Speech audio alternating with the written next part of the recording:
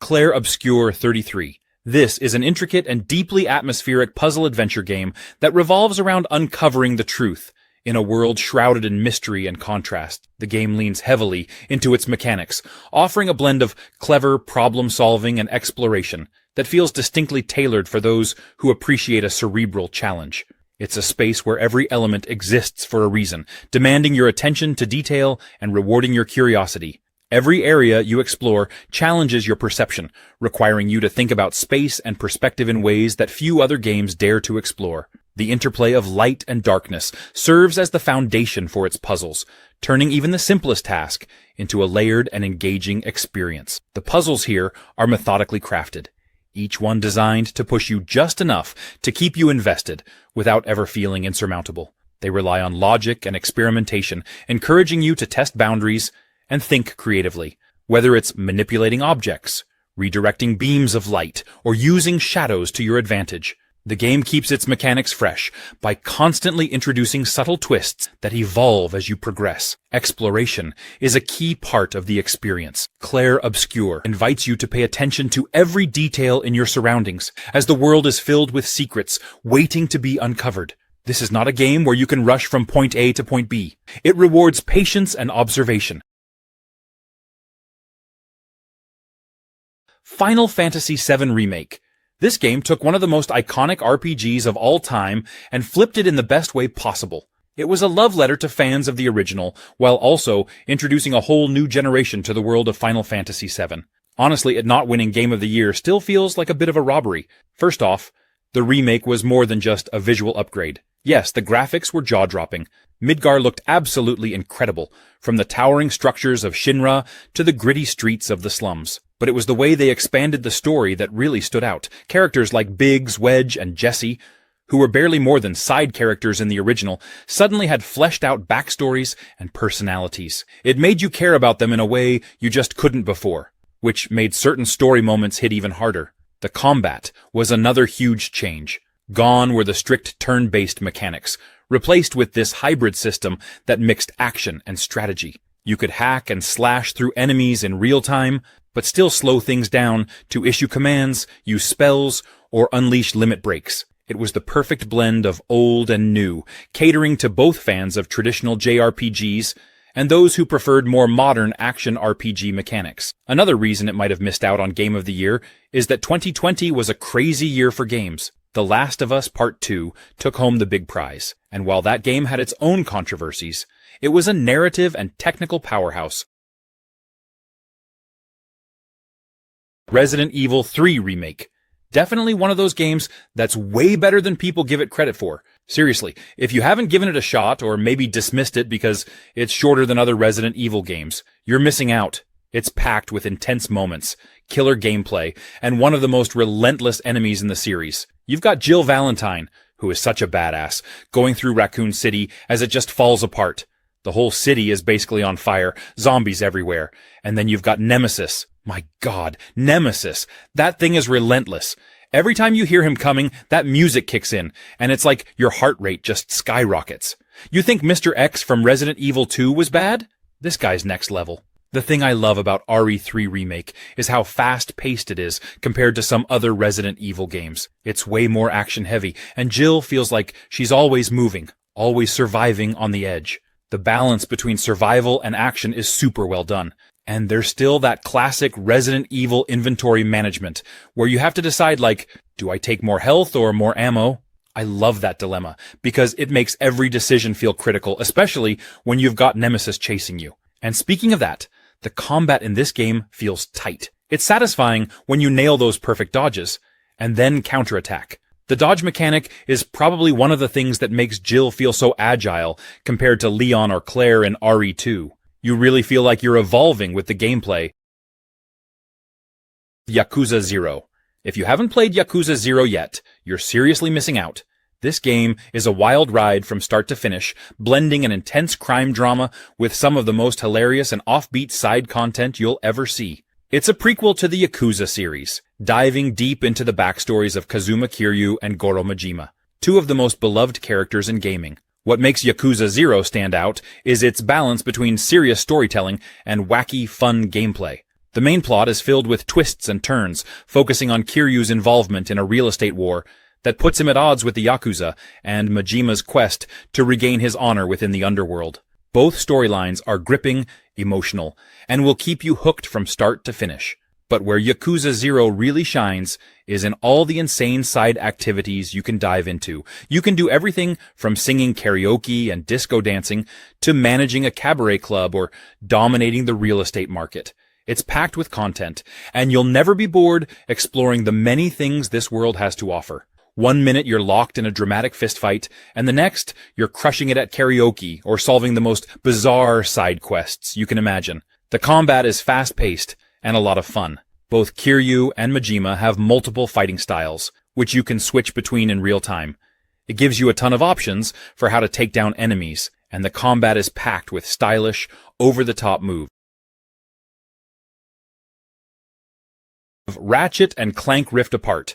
This game is like a massive playground of imagination. I'll start by saying that if you're a fan of eye-popping visuals, crazy weapons, and charming characters, this is a must-play.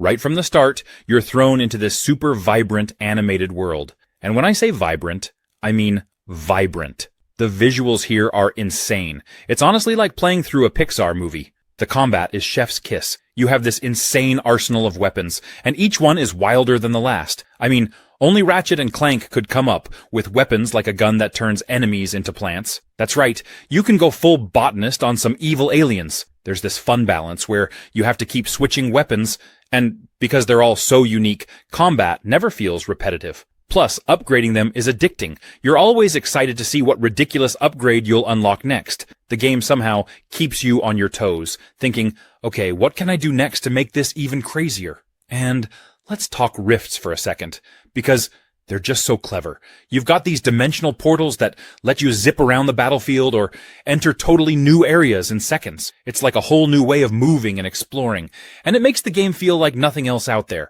Plus, there's this thrill in zipping through dimensions without a single loading screen. It's a mechanic that's so fresh, it almost feels like you're playing an action movie, where every second keeps you glued to the screen. Rift Apart is perfect for players of all ages.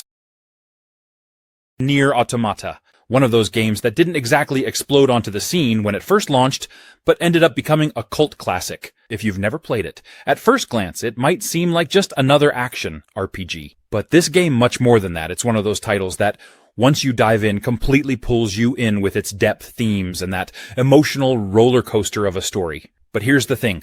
When it first came out, not a lot of people were talking about it. Sure, it had fans, but it didn't immediately blow up like some big AAA game.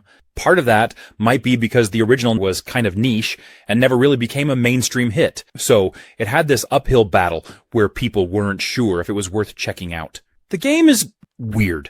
And I say that in the best possible way. It doesn't hold your hand, it doesn't give you a typical RPG experience, and the story can get really out there. You've got androids questioning the meaning of life, robots acting like humans, existential dread, and more than a few mind-bending plot twists. For some players, it was a little too philosophical.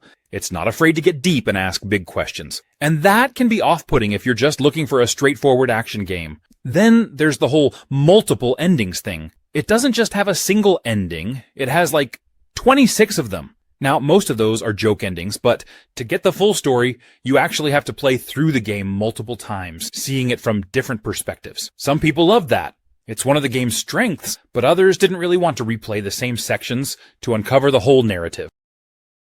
Assassin's Creed Valhalla. Imagine taking a trip back to the Viking era, where you're not just any Viking, but Eivor, a fierce warrior ready to carve their own legend.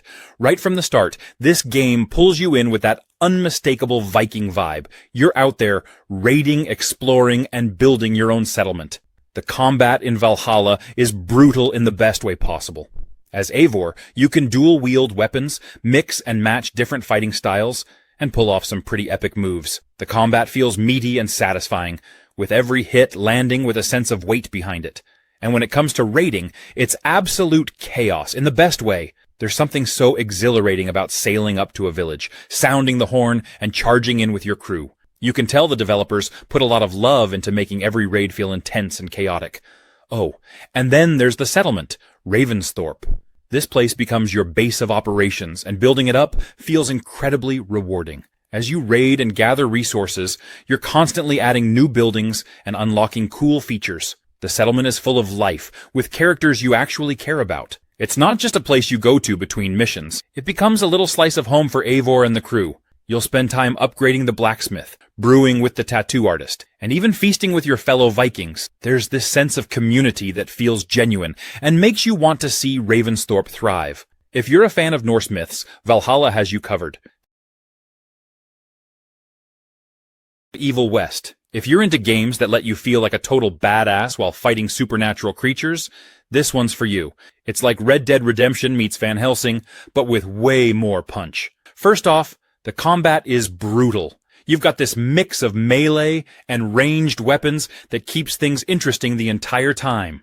One moment, you're blasting vampires with a rifle, and the next, you're smashing them into pieces with an electrified gauntlet. The flow of switching between weapons and powers feels so natural. I loved how I never felt stuck using one method. The game just encourages you to get creative with the chaos. The story really surprised me too.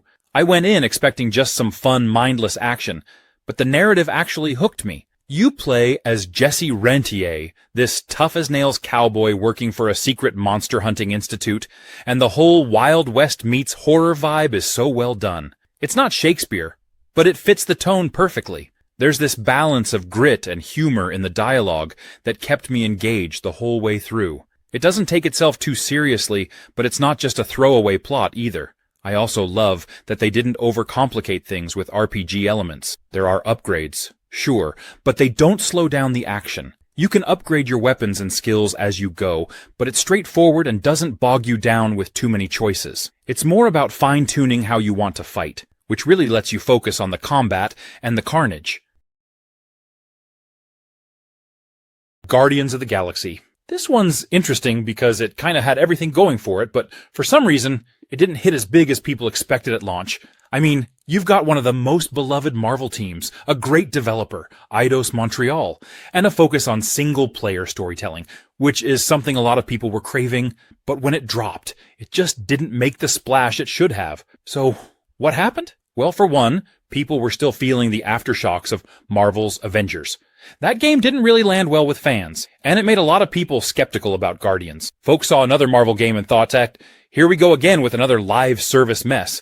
Even though Guardians of the Galaxy is nothing like that. It's a totally single-player, story-driven experience with zero microtransactions or live service elements. But it got lumped in with Avengers, and that hurt its initial reception. Now let's talk about the controversial stuff. The characters. Some fans were thrown off because the game's versions of Star-Lord, Gamora, and the rest of the crew didn't look or sound like their MCU counterparts. If you're used to Chris Pratt as Star-Lord, or Zoe Saldana as Gamora, it might take you a second to adjust to these new interpretations, but once you do, you realize they're actually great.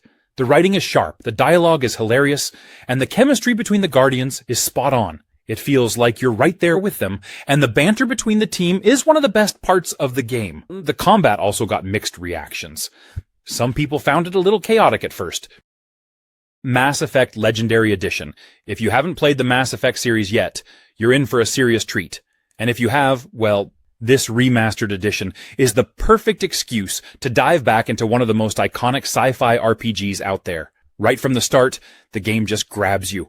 You're Commander Shepard, and your choices shape the entire galaxy. The stakes feel huge, but what's cool is that you're never just watching the story happen. You're actively making choices that change everything. And I mean everything from little side stories to major plot twists. It's one of those games where you actually feel the weight of your decisions. And that's rare. And the galaxy? It's incredible. You're exploring different planets, seeing all these unique alien cultures, and uncovering a rich sci-fi world with every mission. It's like living in your own sci-fi epic, from the action-packed battles to the quiet moments of exploration. The Legendary Edition really brings this world to life too, with upgraded visuals that make each planet and environment feel fresh, vibrant, and epic in scale. The combat is a blast too. Whether you're going full biotic powers or charging in guns blazing, there's a style that fits however you want to play. And with all the upgrades and tweaks in this edition, it feels smoother than ever, especially in the first game, which has been brought up to speed with the later ones. Plus, the Legendary Edition has smoothed out some of the rough edges, making it even easier for new players to jump in and get the full experience.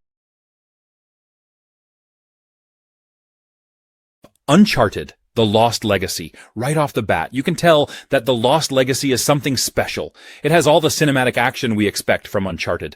But this time, it's not Nathan Drake who's running the show. Instead, we've got Chloe, who's smart, witty, and honestly, she brings her own unique charm to the game. One thing that makes The Lost Legacy really stand out is its pacing. It's a shorter game compared to other Uncharted titles, but I think that actually works in its favor. It doesn't overstay its welcome. Instead, it packs all the best parts of Uncharted, the thrill, the exploration, the witty dialogue, into a streamlined, punchy experience that just flows. Every chapter feels meaningful, and there's no filler. You're either uncovering secrets, taking in stunning views, or engaged in some seriously intense action sequences. The combat feels great, and The Lost Legacy knows how to ramp up the tension. You'll be sneaking through enemy camps, dodging explosions, and getting into some pretty epic shootouts. Chloe and Nadine each have their own combat styles, which makes for some fun team dynamics. Nadine's more of a punch first, ask questions later type, while Chloe is a bit more of a thinker. Seeing them work together, especially in tight situations, is super satisfying. You can tell that Naughty Dog put a lot of effort into building their relationship. It's not all friendship and warm fuzzies.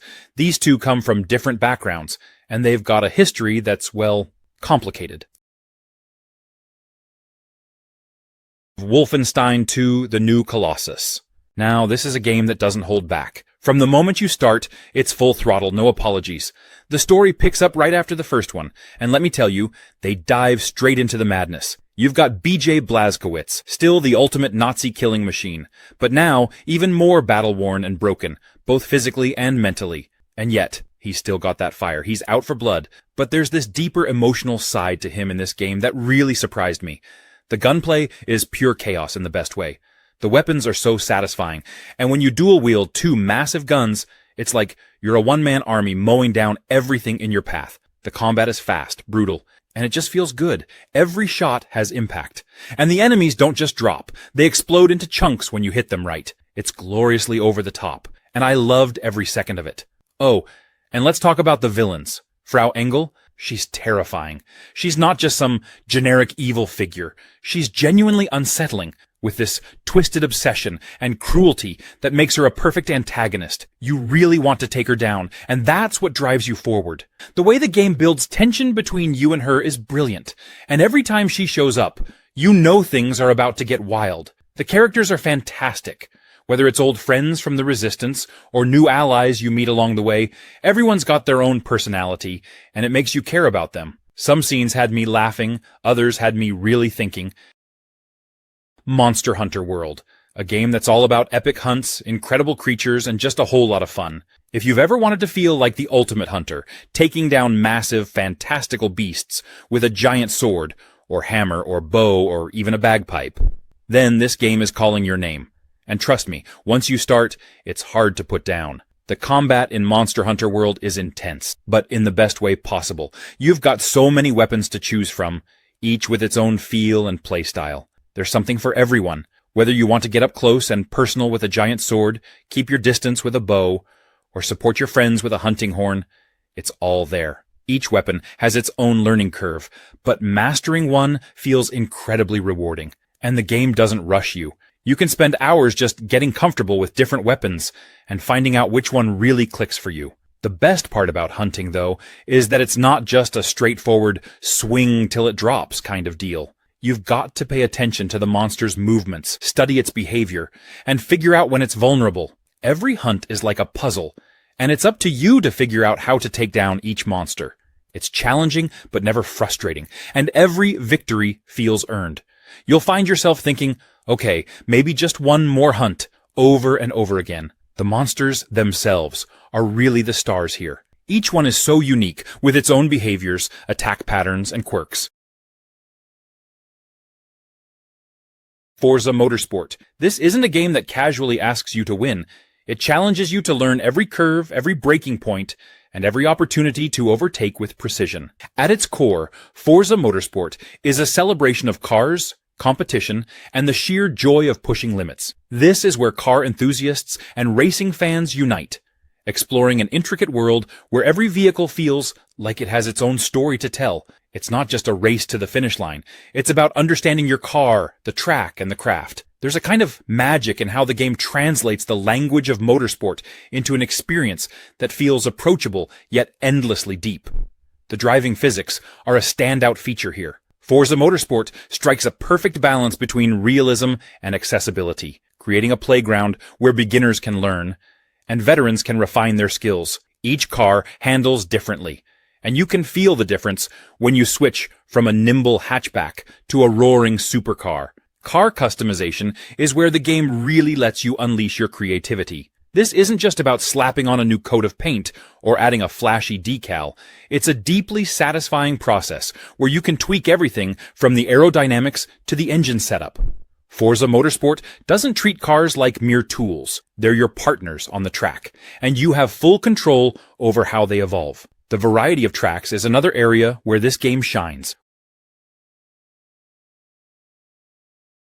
Bloodborne. It absolutely deserved to win Game of the Year in 2015, but didn't quite get the crown. I mean, this game was From Software at its peak, delivering an intense gothic nightmare of a world that fans still rave about to this day. It's wild to think that something this groundbreaking didn't take home the big award. First off, the atmosphere in Bloodborne? Unreal. Yharnam was this dark, twisted, Victorian city filled with werewolves, cosmic horrors, and nightmare creatures that just kept you on edge the entire time. The design of the world was so hauntingly beautiful, with that classic From Software touch, where every alley and hidden path had a story to tell. The game didn't hold your hand either, which was part of its charm. You had to figure everything out on your own, from the lore to the mechanics. And let's talk about that combat system. Bloodborne took the typical slow, methodical Souls formula and made it fast and aggressive. You couldn't just hang back and wait. The game literally rewarded you for going on the offense with that regain system. If you got hit, you had a window to hit back and regain your health, which encouraged players to stay in the fight instead of running away. It was like Dark Souls on adrenaline. But here's the thing, Bloodborne came out the same year as The Witcher 3, Wild Hunt, and that's where things get tricky. The Witcher 3 swept most of the awards that year, and while it was undoubtedly a great game, a lot of people felt like Bloodborne was overshadowed because of that. But for those who played it, Bloodborne was a masterpiece. Yakuza 6. This game throws you straight into the heart of Kamurocho and the serene beauty of Onomichi, blending the chaotic energy of urban life with the peaceful charm of a small seaside town. It's the kind of game that's packed with personality, letting you dive deep into a world brimming with colorful characters, wild side activities, and plenty of fist-flying action. The combat in Yakuza 6 is a thing of beauty. It's fast, fluid, and packed with over-the-top moves that make every punch and kick feel satisfying. Whether you're brawling with a group of street punks or taking on a tougher challenge in a back alley, the game gives you all the tools to dominate the fight. You can pick up just about anything in the environment, a bike, a sign, even a street cone, and use it to deliver bone-crunching hits that are as brutal as they are hilarious. The seamless transition into combat makes every encounter feel organic, keeping the pace high and the action engaging. Outside of the fights, Yakuza 6 is a playground of activities. This game knows how to keep you entertained when you are not chasing down objectives. There's a fully functional karaoke minigame that lets you belt out tunes in rhythm-based fun. You can hit up a batting cage for a quick home run derby, stop by an arcade to play classic Sega games, or even spend time managing your own cat cafe. Yes, a cat cafe. It's all about variety, and this game delivers in spades. One of the standout features is the Clan Creator Mode. HELLBLADE 2. The first HELLBLADE was all about that raw, emotional journey and its deep dive into mental health. So when the sequel came out, a lot of people were expecting the same kind of intimate experience. And while it definitely delivers on atmosphere and emotion, not everyone's on board with some of the changes. One of the big things people are talking about is the shift towards more combat. In the first game, the fighting was kind of secondary to the story. It was there, but it wasn't the main focus. With HELLBLADE 2, they've definitely ramped up the action, and some fans aren't too happy about that. They wanted more of those quiet, introspective moments that made the first game stand out. But honestly, I think the combat adds a new layer of intensity. Sure, it's more frequent, but it's still tied to Senua's emotional journey, and it makes sense within the context of the story. Another thing that stirred up some controversy is whether the game leans too heavily into its cinematic elements. There's a lot of visual spectacle in HELLBLADE 2. The graphics are insane, and the world building is next level, but some players feel like it's trying to be more of a movie than a game, which has rubbed a few people the wrong way. I get that, but at the same time, this is what HELLBLADE is all about, immersing you in this visceral, haunting world. What I love, though, is how HELLBLADE 2 stays true to its roots. Despite all these changes, it still tackles heavy themes like trauma and mental illness, and it does it with a lot of care and respect. That alone makes it stand out in today's gaming landscape, and even with more combat. Fallout 4. This game is all about exploring a massive, post-apocalyptic world filled with adventure, surprises, and the freedom to forge your own story. Right from the start, you're stepping into a world that feels alive. Well, as alive as a wasteland can be. You emerge into this beautifully ruined version of Boston, and there's this sense of mystery about what happened, who survived, and how you'll carve out your place in it. One of the best parts about Fallout 4 is just how much freedom you have. Want to be a hero, saving settlements and helping people out? Go for it.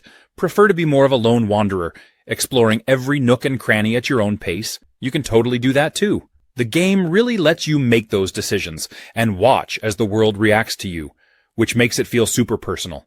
And the combat, super satisfying. You can target specific body parts on enemies, which gives battles a bit of a strategic twist. Whether you're up against raiders, mutated creatures, or robots, every fight keeps you on your toes. And the weapon variety is massive. You can go from a simple pipe pistol to a full-blown laser rifle. Whatever fits your style. Plus, there's so much to discover. Every abandoned shack, rusted-out car, and hidden bunker has a story. Whether it's in the form of an old journal, a skeleton in an odd place, or a stash of supplies that makes you wonder who left it behind. Fallout 4 is full of these tiny details that make the world feel rich and layered, like you're uncovering secrets at every turn. Spec Ops: The Line. It's one of those games that messes with your expectations in the best way. I remember going into it thinking, oh, just another military shooter, right? At first glance, it looks like your standard third-person cover shooter. You're leading a squad, you've got your guns, sandstorms everywhere because it's set in Dubai, and it all seems pretty straightforward, but as you dig deeper, that's where things start to unravel. The story pulls you in directions you don't expect, and it really makes you question your choices, like seriously question them. What I loved about Spec Ops: The Line is how it uses the setting and the characters to play with your mind. You start feeling like the hero, but after certain missions you're like, wait, am I doing the right thing here? The game gets into some heavy stuff about the horrors of war and the consequences of your actions, which is something most shooters don't really touch on. It's more than just, go here, shoot this. There's a layer of guilt and responsibility that weighs on you by the end. Plus, the gameplay is solid. I mean, the shooting mechanics are great, the cover system works well, and the environmental destruction with the sandstorms is a cool twist. But really, the gameplay is just a vehicle for the narrative, and that's what elevates this game from being just another shooter to something special. You don't see a lot of games that really make you reflect on the violence in that way. Honestly, if you're into games that challenge you emotionally and mentally, while still delivering fun, engaging action, Spec Ops is a must. Avowed. If you've ever wished to dive headfirst into a world where magic feels tangible, choices truly matter, and exploration is practically begging you to get lost in it, this game is exactly what you're looking for. Now, here's the thing about Avowed. It's set in the same universe as Obsidian's Pillars of Eternity series, but don't let that scare you if you've never touched those games before. You don't need prior knowledge to jump in and enjoy what Avowed has to offer. Think of it as a new doorway into this rich world, where you're given the freedom to shape your adventure the way you want. It's welcoming, accessible, and absolutely bursting with lore for those who want to dig deeper. One of the coolest parts of Avowed is how it handles magic and combat. This isn't just about flinging fireballs or swinging swords. You feel a genuine sense of connection to your arsenal. Whether you're crafting devastating spell combinations or making use of more traditional weaponry, the game makes every action feel purposeful. It's all about giving you tools to tackle challenges your way. You want to go in like a one-person army. Prefer something sneakier or more methodical. That's on the table too. The game doesn't just hand you decisions. It throws you into situations that make you think. You're not just clicking dialogue options. You're shaping relationships, influencing factions, and, in many cases, questioning your own moral compass. It's like the game is daring you to leave your mark on its world. Exploration is another huge win here. Dying Light 2. Another game that stumbled out of the gate, but is actually pretty awesome when you take a closer look. So, when Dying Light 2 was first announced, people were hyped. The original Dying Light was a sleeper hit, with its intense parkour system and brutal combat, so expectations were sky high for the sequel. But then, delays happened. Lots of them. And with every delay, the excitement started turning into skepticism. When it finally launched in 2022, some people felt like it didn't quite live up to the years of anticipation, and there was plenty of chatter about bugs and performance issues, which, to be fair, did hurt its reputation right out of the gate. But here's the thing. Once you actually dive into Dying Light 2, you realize there's a ton to love about this game. First off, the parkour system is still one of the best in gaming. Running, jumping, and swinging through the city of Villador feels fluid and rewarding. They took what worked in the original and just cranked it up a notch. You really feel like you're flying through this post-apocalyptic world, dodging zombies and hopping between rooftops. The combat? Absolutely brutal. Smacking zombies and bandits with improvised weapons, drop-kicking them off rooftops. It never gets old. Plus, the day-night cycle adds a whole other layer of tension. The zombies are slow and manageable during the day, but at night, man, they become terrifying. It's a heart-pounding experience when you're scrambling to find shelter as the sun goes down and the city gets overrun. Atomic Heart, Trapped in Limbo DLC. If you thought the base game was a wild ride with its retro-futuristic chaos and unpredictable twists, then buckle up, because this DLC takes things into a whole new realm of experimentation and survival. Trapped in Limbo drops you into a fragmented, almost dreamlike scenario. It's not your typical open-world exploration anymore. Instead, you're thrown into a confined, eerie space where survival and adaptability become your top priorities. The game doesn't hold your hand, it just points you toward the chaos and says, good luck figuring this out. And honestly, that's part of the charm. The gameplay in this DLC is where it really shines. It leans heavily into puzzle solving and environmental exploration. Think of it as less run and gun, and more stop, think, and figure out how to not get shredded by whatever that is. Every room you enter feels like it has a purpose, whether it's testing your reflexes, challenging your problem-solving skills, or just messing with your head. And trust me, the game loves to mess with your head. One of the coolest things about Trapped in Limbo is how it plays with your expectations. Just when you think you've got a handle on things, the game throws in a curveball. Whether it's a new mechanic, an unexpected challenge, or just an unsettling moment that makes you stop and wonder, what is happening here? It keeps you on your toes in the best way possible. Combat, of course, makes a return, but it feels more strategic this time around. Hitman 3. Now this is a game that just gets the whole stealth genre right. I love how it puts you in the shoes of Agent 47, and suddenly you feel like this ultimate, cool-headed assassin. What makes it special is the freedom it gives you to approach every mission how you want. Like, you're dropped into these huge, intricately designed sandboxes, and then it's up to you to figure out how you're going to take down your targets. Do you go all stealthy, blend into the crowd, and take your time? Or do you throw caution to the wind, cause chaos, and improvise? Either way, it's a blast. The level design in Hitman 3 is just genius. I'm still thinking about the Dubai mission, starting at the top of that skyscraper. Looking out over the city from a literal cloud level, it's breathtaking. And then there's the Dartmoor level, which is like something straight out of a detective novel. You can actually pose as a detective investigating a murder while planning a murder. It's just so creative, giving you this puzzle box of opportunities to play around with. And there's always that moment when you figure out a crazy way to eliminate your target that feels so satisfying, like, I can't believe I just pulled that off. Another thing I love is how replayable it is. You finish a mission, and then you start thinking, wait, what if I tried it this way? Or, what if I used that secret passage I missed the first time? It's not about following some rigid plan.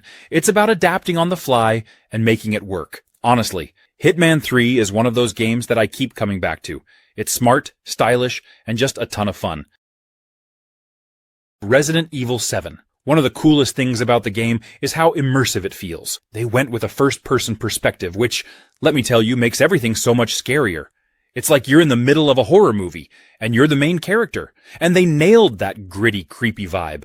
The sound design is just incredible, with creaky floors, distant footsteps, and other little sounds that keep you on edge. It really pulls you into the experience. You're exploring this creepy, run-down mansion, and right away, you can feel the game practically daring you to go deeper. And trust me, every corner you turn is filled with suspense. It's got that classic, what's around the next corner feel, where you're bracing yourself for something terrifying. I found myself holding my breath more than a few times. Combat-wise, it's got that classic Resident Evil survival feel. You're not overloaded with ammo, so every bullet counts, and you have to make careful decisions. It's a nice balance of horror and action, where you're fighting to survive, but still constantly feeling vulnerable. And the enemies? Let's just say they're some of the creepiest in the series. The puzzles are a fun throwback too. They're clever, without being overwhelming, and they add that classic Resident Evil touch to the game. You're searching for keys, unlocking doors, and solving riddles, which all just adds to the sense of discovery and dread. And honestly, the Baker family. They are some of the most memorable characters in horror gaming. Period. Each encounter with them is just nerve-wracking, and you never know what they'll do next. SIFU. What's crazy about SIFU is how brutal it can be. I mean, you're this martial artist out for revenge, and the combat system is so fluid, but also super challenging. It's not the kind of game where you can just mash buttons, but the real twist? The aging mechanic. Every time you die, your character ages, and it changes how you play. As you get older, you hit harder, but lose health. It's such a clever way to keep the tension high. You're constantly trying to balance staying alive while still taking risks. There's this internal struggle like, do I push through this fight now, or should I retreat and try again later? The more you age, the fewer chances you have to finish your mission, which makes every death feel meaningful. The level design is awesome too. You're moving through these beautifully crafted environments, from neon-lit nightclubs to serene temples.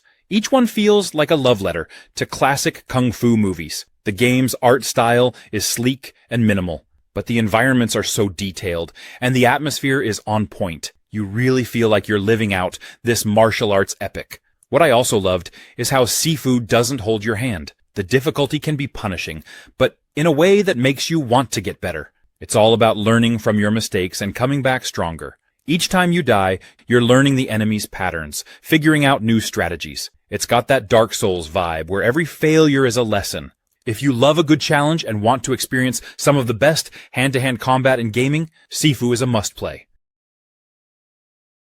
Final Fantasy XV. This game definitely got its fair share of criticism when it first launched, but honestly, it's such a gem once you dig into it.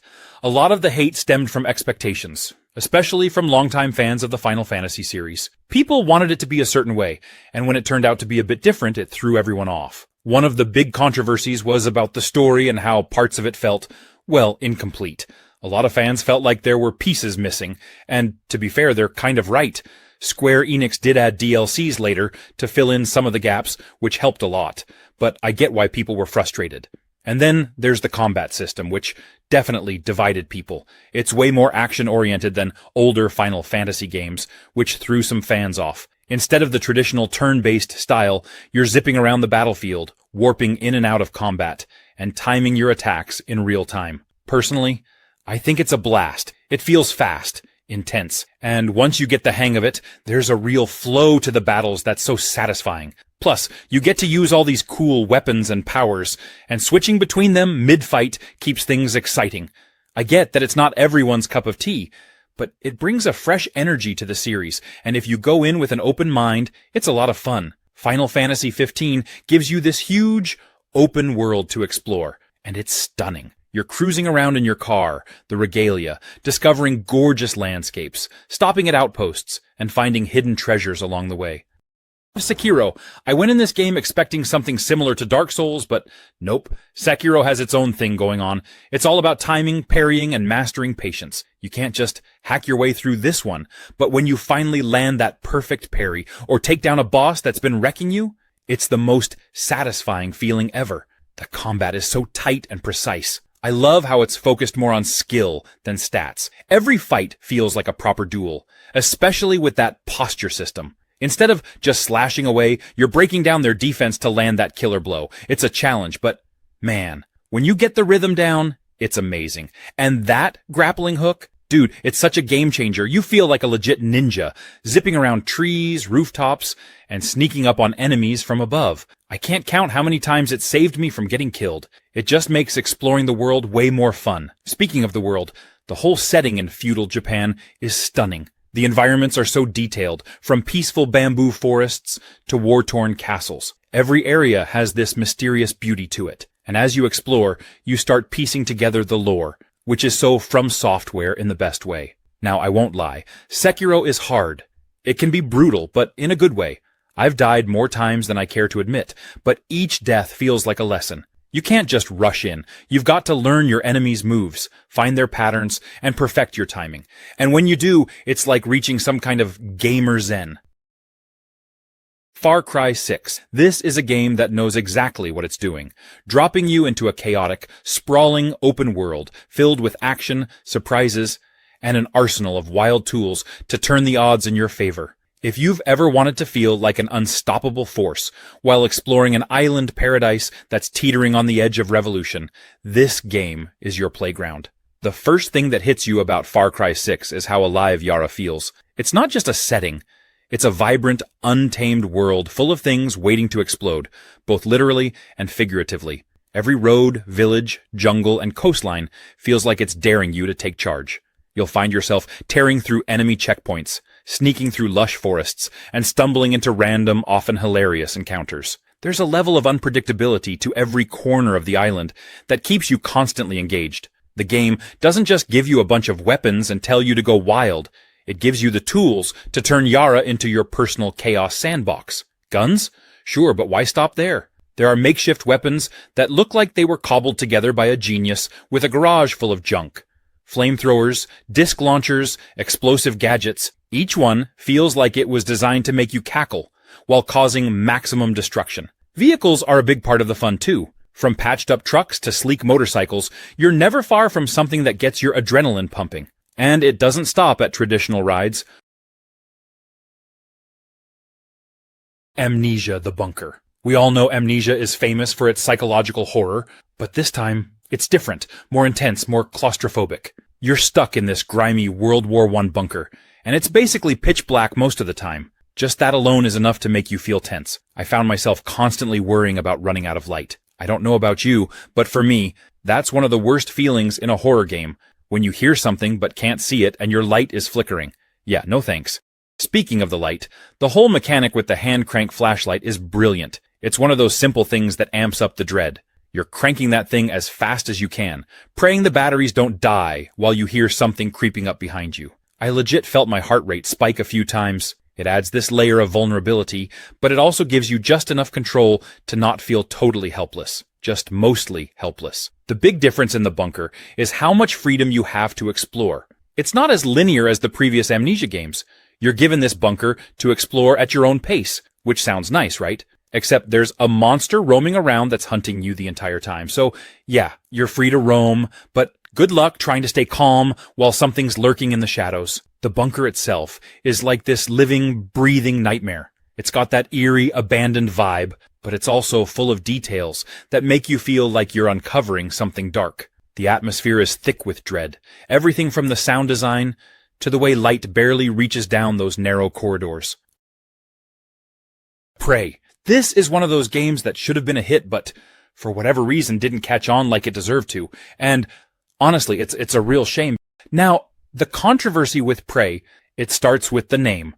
A lot of fans of the original Prey from 2006 were upset that Arcane's game had the same title, but was basically a completely different thing. There was no connection to the original Prey, no Tommy, no spirit abilities, none of that. So, right off the bat, some people were mad because they were expecting a sequel or continuation of the original, but Arcane went in a totally different direction. But if you put that aside and judge Prey for what it is, it's actually one of the best immersive sims out there. Arcane is known for crafting amazing worlds. The level design is just insane. You've got all these interconnected areas, and the way you can approach situations, whether you want to sneak, hack, fight, or even turn into a coffee cup. Yeah, that's a thing. Gives you so much freedom. And let's talk about the Typhon, the alien enemies in the game. The mimics are probably the most memorable. These little guys can disguise themselves as everyday objects, so every time you walk into a room, you're second-guessing everything. Is that chair just a chair? Or is it about to jump at me? It adds this constant tension that makes the whole experience so gripping. Combat can be pretty tough, but it's rewarding. The glue gun is such a cool weapon. It's not just for fighting, but you can use it to create platforms and block hazards. Sleeping Dogs Definitive Edition. This game is seriously underrated and deserves way more love. Imagine an open-world action game set in the bustling streets of Hong Kong, where you play as an undercover cop tangled up in the city's dangerous criminal underworld. It's like GTA, but with a unique twist that really sets it apart. And let's not forget the driving. Sleeping Dogs has some of the most fun driving mechanics out there.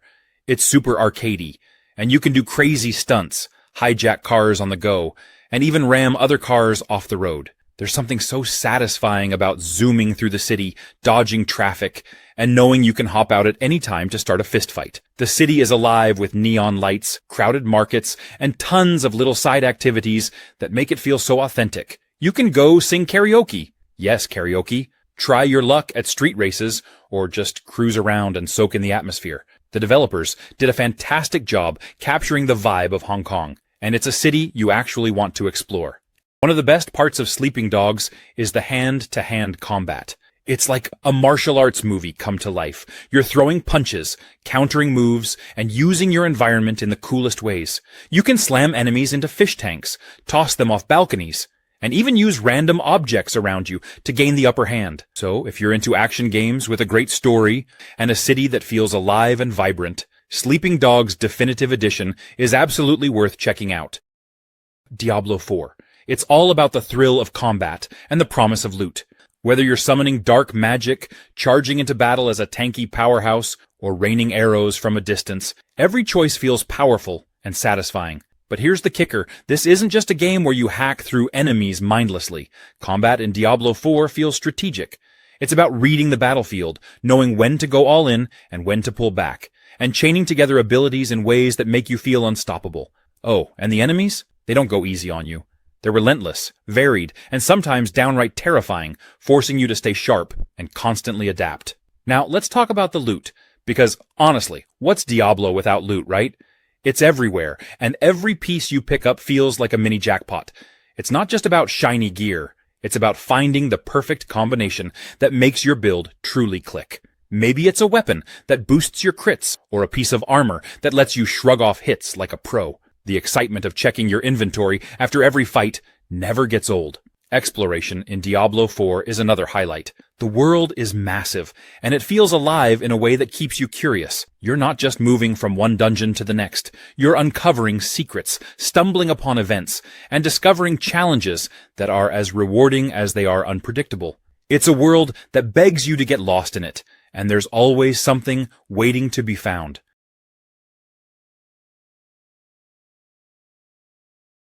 Borderlands 3. The combat in Borderlands 3 is just pure, unfiltered chaos in the best way possible. You've got guns that shoot other guns, grenades that create black holes, and even weapons that yell insults while you fire them. It's not just about how many guns there are, though there are a lot. It's how creative and ridiculous they are. Every time you pick up a new weapon, you never know if it's going to completely change how you play, or just make you laugh out loud. And let's not forget the movement. They've really amped it up in this game. You can slide, mantle, and just zoom around the battlefield like a maniac. It makes every encounter feel dynamic and keeps the adrenaline pumping. There's nothing quite like sliding into cover, tossing out your action skill, and watching as absolute mayhem unfolds around you. Now let's talk about the world. Or should I say worlds? This isn't just Pandora anymore. Nope. Borderlands 3 takes you to multiple planets, each with its own unique vibe. You've got lush jungles, neon-lit cities, and even deserts that feel alive with danger and opportunity. It's a visual feast, and the art style? Still that iconic comic book-inspired look, but sharper and more vibrant than ever. It's like someone took a Saturday morning cartoon, threw in some chaos, and cranked it up to HD. Now, I know some people think the story in Borderlands 3 might be a bit wild or over the top, but that's kind of the point. It's unapologetically zany, and for me, that's a big part of the charm. Wolfenstein, Youngblood.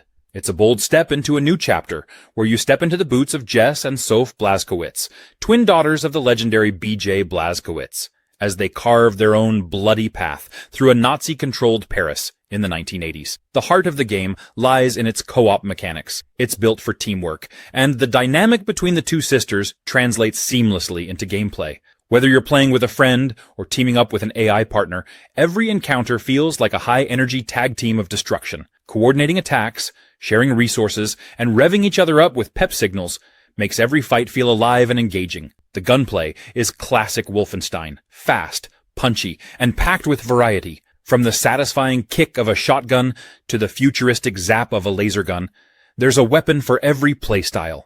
Upgrading your arsenal adds a layer of customization that lets you tailor your tools of destruction to your liking. It's not just about shooting, it's about shooting with style, precision, and that signature over-the-top flair. The structure of the game feels different in the best way possible. It's more open-ended, encouraging exploration, and giving you the freedom to tackle objectives in your own order. Paris isn't just a backdrop. It's a sprawling playground filled with hidden paths, enemy outposts, and countless opportunities to experiment with your approach. It's all about finding your rhythm, whether you're charging in guns blazing or sneaking around. The Legend of Zelda Tears of the Kingdom, a game that somehow managed to take everything magical about Breath of the Wild and just amp it up to 11. Right off the bat, I've got to say the world is absolutely breathtaking. They've kept that stunning, painterly art style that's somehow both cozy and epic at the same time. You get these incredible sweeping landscapes, misty forests, hidden caves, and yes, floating islands in the sky. The verticality is on another level, and it makes exploring feel fresh and new. Climbing up mountains and discovering secret paths high above Hyrule is so rewarding. You feel like an adventurer, just setting off with nothing but curiosity as your guide. One of the best parts of Tears of the Kingdom is how it encourages creativity. It's not just about following a set path or checking things off a list. You can go wherever, tackle objectives in whatever order you like, and use all sorts of fun mechanics to solve puzzles or defeat enemies. I found myself thinking outside the box constantly. The game rewards you for being inventive, and every time you pull off some crazy solution, it's like, whoa, I actually did that. The physics, the way you interact with objects, even how you use Link's new abilities. It all feels like Nintendo wanted you to experiment and have a blast doing it. And let's talk about those new abilities. Without spoiling anything, I'll just say that Link's got some seriously cool tricks up his sleeve. These aren't just fun gimmicks. They totally change how you approach the world. Remember the excitement when you first learned to climb anything in Breath of the Wild? RYSE, Son of Rome. You know, when I first fired up RYSE, I wasn't entirely sure what to expect. I'd heard mixed things over the years, but it really surprised me in a lot of good ways. Right from the start, the visuals pulled me in. I mean, this game is stunning. The world of ancient Rome looks so alive, from the grand architecture to the battlefields dripping with atmosphere. It's one of those games where you can just stop and admire the scenery. But RYSE isn't just about looking pretty. The combat, while simple, is incredibly satisfying. Yeah, it's not the most complex system out there, but once you get into the rhythm of sword swings, dodges, and finishing moves, it feels epic. There's a real sense of power behind each blow, and the slow-motion finishers, pure cinematic brilliance. It made me feel like a gladiator, right in the thick of battle. The story, too, deserves some praise. Marius Titus, the game's protagonist, has a journey that's as much about personal revenge as it is about the fate of Rome itself. The way the narrative unfolds keeps you invested. And let's not forget the voice acting. It's top-notch, really bringing the characters and drama to life. One of the coolest things about RYSE is how it captures the brutal reality of Roman warfare. You can tell the developers paid attention to detail, especially in the way soldiers fought, and how battles were choreographed. There's something genuinely immersive about leading your troops through a formation, calling out orders, and fighting alongside them. Demon's Souls. The world of this game is jaw-dropping, especially in the remake for the PS5. You step into this dark, eerie kingdom of Boletaria, and right away, the atmosphere pulls you in. Each area has this unique vibe, from creepy, foggy swamps to towering castles and fiery caverns. One thing that really stands out in Demon's Souls is how it doesn't hold your hand at all. There's no big tutorial here, just you, your sword, and the mystery of Boletaria. That might sound intimidating, but honestly, it's what makes this game so memorable. You're learning as you go, and every little discovery feels like a personal victory. And when you finally figure out a tricky pattern or beat a boss that felt impossible, that's one of the most satisfying feelings in gaming. And speaking of bosses, Demon's Souls has some of the best. Each one is unique, creepy, and requires you to stay on your toes and really study their moves. You'll probably get your butt kicked a few times or a dozen times, but that's okay. It's all part of the fun. Each boss fight feels like a grand event. There's this tension in the air, and you're just waiting to see what insane move they're going to throw at you next. But when you finally bring one down, the victory feels so sweet, like you've just accomplished something epic.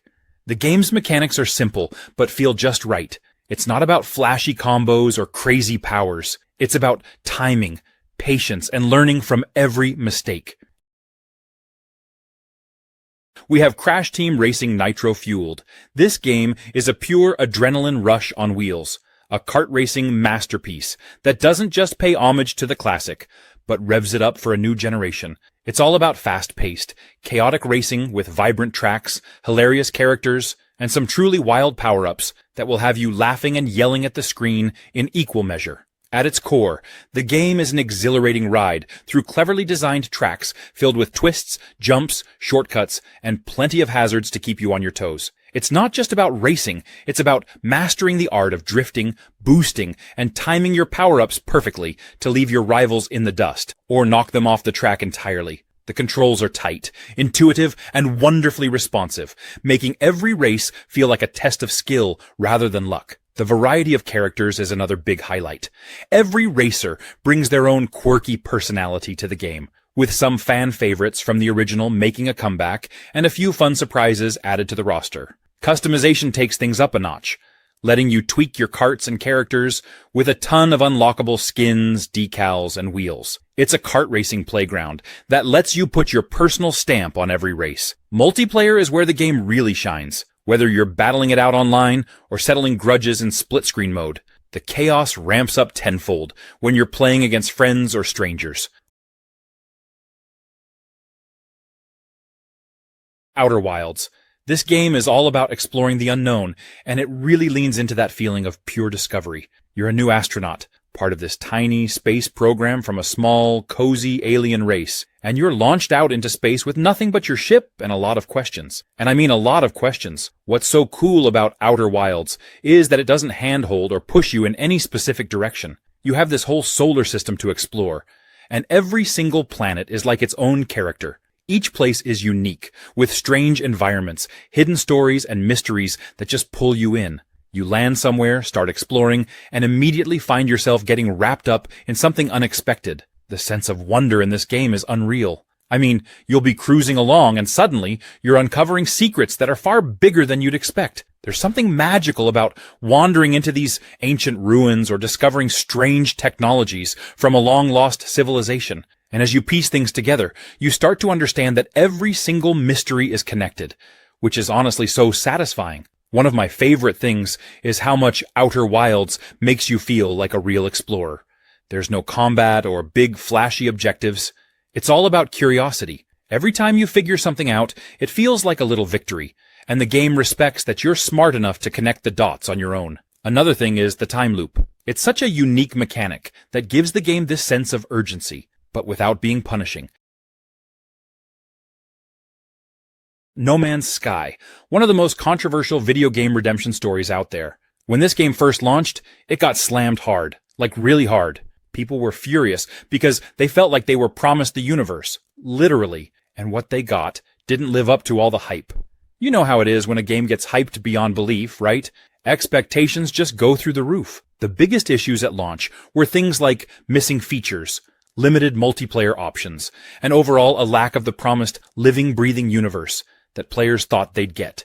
It was a huge deal at the time. Everyone was like, where are the massive space battles? Where's all the depth? Players felt misled, and it led to some pretty angry reviews. No Man's Sky became the poster child for overpromised and underdelivered games. But here's the crazy part.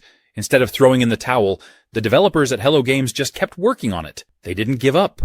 And over time, they transformed the game into something truly special. Seriously, the updates have been absolutely massive. They kept adding the features players were hoping for, like base building, expanded multiplayer, better exploration mechanics, and more dynamic planets. Now, it's packed with content, and it's a totally different experience from what people saw at launch. It's honestly one of the most positive turnarounds in gaming. It went from being the game everyone loved to hate, to becoming a beloved space exploration game with a really dedicated fanbase.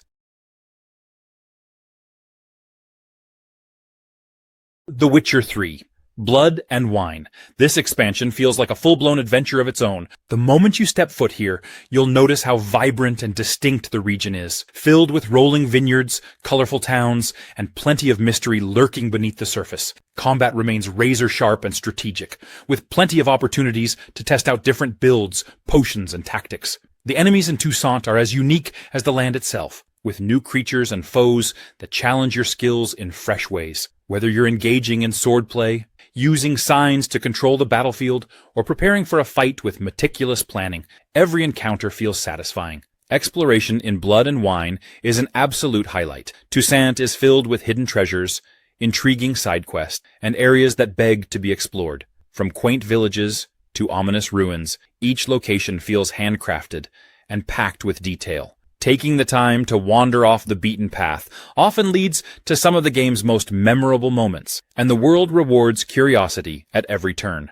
One of the standout features here is the attention to customization. Blood and Wine introduces new armor sets, upgrades, and even a personal vineyard that you can enhance. It's a small touch, but it adds a layer of connection to the world. Toussaint is a land that feels alive, brimming with charm, danger, and opportunities to immerse yourself in its world. It's the kind of expansion that reminds you why The Witcher 3 is considered one of the best RPGs ever made. Disco Elysium. This isn't your typical video game. There are no epic boss fights, no laser-shooting guns, and no saving the world from a galaxy-ending threat. What you get instead is a deeply personal, weirdly hilarious, and sometimes emotional journey that sticks with you long after the credits roll. The premise is simple. You wake up as a detective with the world's worst hangover and zero memory of who you are or what you're supposed to be doing. Oh, and there's a murder to solve. But trust me, it's so much more than just a crime story. This is a game about choices, messy, chaotic, and completely human choices. And the best part, it never judges you for them. In most games, failing means you reload your last save and try again. Not here. In Disco Elysium, failing is just another part of the story. Maybe you'll bungle an interrogation, or maybe your attempt at a dramatic speech will turn into an awkward disaster. Either way, the game rolls with it, and often, the failures lead to some of the funniest or most touching moments. The way the game handles morality and themes is another standout. It's not about being a good or bad detective. It's about being your detective. You can play as a bumbling fool, a philosophical genius, or even a complete mess of contradictions. And the game never forces you into a box. It's about exploring who you are in this broken world. And trust me, some of the outcomes from your choices are hilarious. If you're up for a journey that's more about the questions than the answers, give this game a shot. World War Z. This game is all about pure, chaotic fun. And it doesn't hold back. You drop right into the middle of a global outbreak, and from the first few minutes, it's non-stop swarms, loud gunfire, and the kind of team-based mayhem that makes co-op shooters such a blast. The best part? The zombies don't trickle in, they flood. Walls of them. It's wild, and it never gets old watching hundreds of them pour over ledges and down streets like a tidal wave of chaos. Gameplay is fast and focused. You've got different classes to choose from, each with their own gear and skills. And the setup works great whether you're rolling solo with bots or jumping in with friends. The teamwork feels natural, covering each other's backs, setting traps, holding choke points, and when it all clicks, it's incredibly satisfying. You really feel like you're surviving together, not just blasting through missions on your own. The missions are spread out across different parts of the world, and each one brings something unique to the table. You're in cities, subways, rooftops, always moving, always shooting, always under pressure. There's no time to relax. But that's what makes it such a good time. It's all about managing the chaos, keeping your cool, and making sure your squad doesn't get overwhelmed. There's a progression system that keeps you hooked. As you keep playing, you unlock better weapons, new perks, and gear upgrades that actually make a difference. Detroit Become Human. It's one of those games where you're not just watching a story play out, you're actually shaping it. Your choices matter, and I mean really matter. The choices aren't always easy either. Sometimes you're like, what's the right choice here? And there's no clear answer. It's all about what you value, and that affects the relationships you build and the path you take. There's this branching storyline, so the game reacts to your choices in a way that feels organic. Each playthrough can be so different, and it's wild seeing how even small decisions can snowball into something huge later on. You play as 3 different androids, each with their own story, and the game does an amazing job of making you care about each one. You feel invested in their struggles, their choices, and what they want for their lives. The best part for me was the emotional weight. The game digs into some pretty deep themes: freedom, empathy, what it means to be human. And because it's so interactive, it really makes you think about what you do in these situations. By the end, you're not just playing a game, you're reflecting on your own beliefs and choices, which is pretty rare for a video game. And Detroit doesn't shy away from tension either. There are moments where you're genuinely on the edge of your seat, trying to make quick decisions that could totally change everything. And the stakes are high because, things can go wrong in big ways if you make a wrong call. So, yeah, Detroit Become Human is perfect if you're into games that let you dig into a story deeply, and that give you control over what happens. Nightingale. Without giving too much away, Nightingale is set in an alternate Victorian-inspired universe where portals connect you to countless magical realms. These aren't just ordinary portals either. Each one opens up a unique, handcrafted world full of surprises. Whether it's dense forests, eerie swamps, or towering mountains, every realm feels like a whole new adventure waiting to happen. At its heart, Nightingale is a survival game. But it's so much more than that. Sure, you'll be gathering resources, crafting tools, and building shelters, but it never feels repetitive or grindy. The game constantly rewards your curiosity. Wander off the beaten path, and you might stumble upon a hidden ruin, a bizarre creature, or a resource you didn't even know existed. You'll face all kinds of strange and otherworldly beings, from towering giants to mischievous fairies. Each encounter feels unique, and sometimes running is just as valid an option as fighting. There's this constant sense of tension and wonder as you explore, never quite knowing what's around the next corner. One of the coolest aspects of the game is the crafting system. It's deep, but not overwhelming, which is a hard balance to strike. You can craft everything from tools and weapons to elaborate structures. And let me tell you, building in this game is a treat. The structures you can create aren't just functional. They're gorgeous. Whether you're putting together a humble cabin or a sprawling Victorian estate, it always feels satisfying and personal. A Plague Tale: Requiem. It absolutely should have been in the running for Game of the Year, but didn't quite get the recognition it deserved. This sequel took everything great about A Plague Tale: Innocence and cranked it up to a whole new level. The story, the characters, the visuals, it was all so much more intense. And honestly, it hit harder than a lot of people expected. First off, the story in Requiem was a gut punch in the best way. Following Amicia and Hugo's journey through a world ravaged by the plague and the supernatural rat infestation, you could feel the stakes growing as you progressed. What really stood out was the emotional weight of the game. It wasn't just about survival. It was about family, loss, and the lengths you'd go to protect the ones you love. The character development for both Amicia and Hugo was top tier, and by the end, it was impossible not to be emotionally invested in their fate. The game also looked absolutely stunning. The environments were jaw-dropping, whether you were sneaking through crumbling ruins, lush countrysides, or the plague-infested streets. The attention to detail made the world feel alive. Well, as alive as a world overrun by millions of rats can feel. And speaking of the rats, Requiem took the swarming rat mechanic from the first game and made it even crazier. The way they used light and shadow to control and avoid the rats created some of the most tense, nail-biting moments in the game. Another thing to consider is that Requiem came out in 2022, which was a year dominated by games like Elden Ring and God of War Ragnarok. Black Myth Wukong. When I first heard about this game, I wasn't sure what to expect, but the moment I saw the gameplay, it completely blew me away. This game is such a breath of fresh air in the action RPG genre, blending Chinese mythology with some seriously stunning visuals. You can tell the developers at Game Science have poured their hearts into this project, and it really shows. The main thing that struck me was how alive the world feels. The environments are rich, almost dreamlike, with incredible attention to detail. Whether it's a dense forest or ancient ruins, everything feels like it has history, like it's part of this vast, mythical landscape. And don't even get me started on the creature designs. Some of these enemies look straight out of Legends, but with a fresh, modern twist that makes them both terrifying and beautiful. As Wukong, you have access to a lot of cool abilities.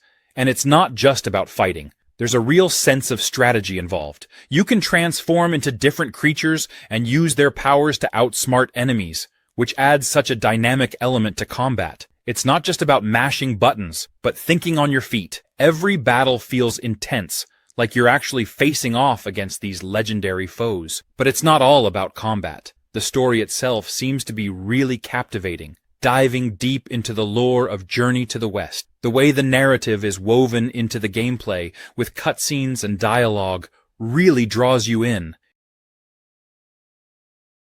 Cyberpunk 2077. I know it had a rocky start, but seriously, it's a totally different game now after all the updates. The world of Night City is just wow. I mean, if you love getting lost in a huge, neon-lit, gritty open world, this game is perfect. It feels alive, you know?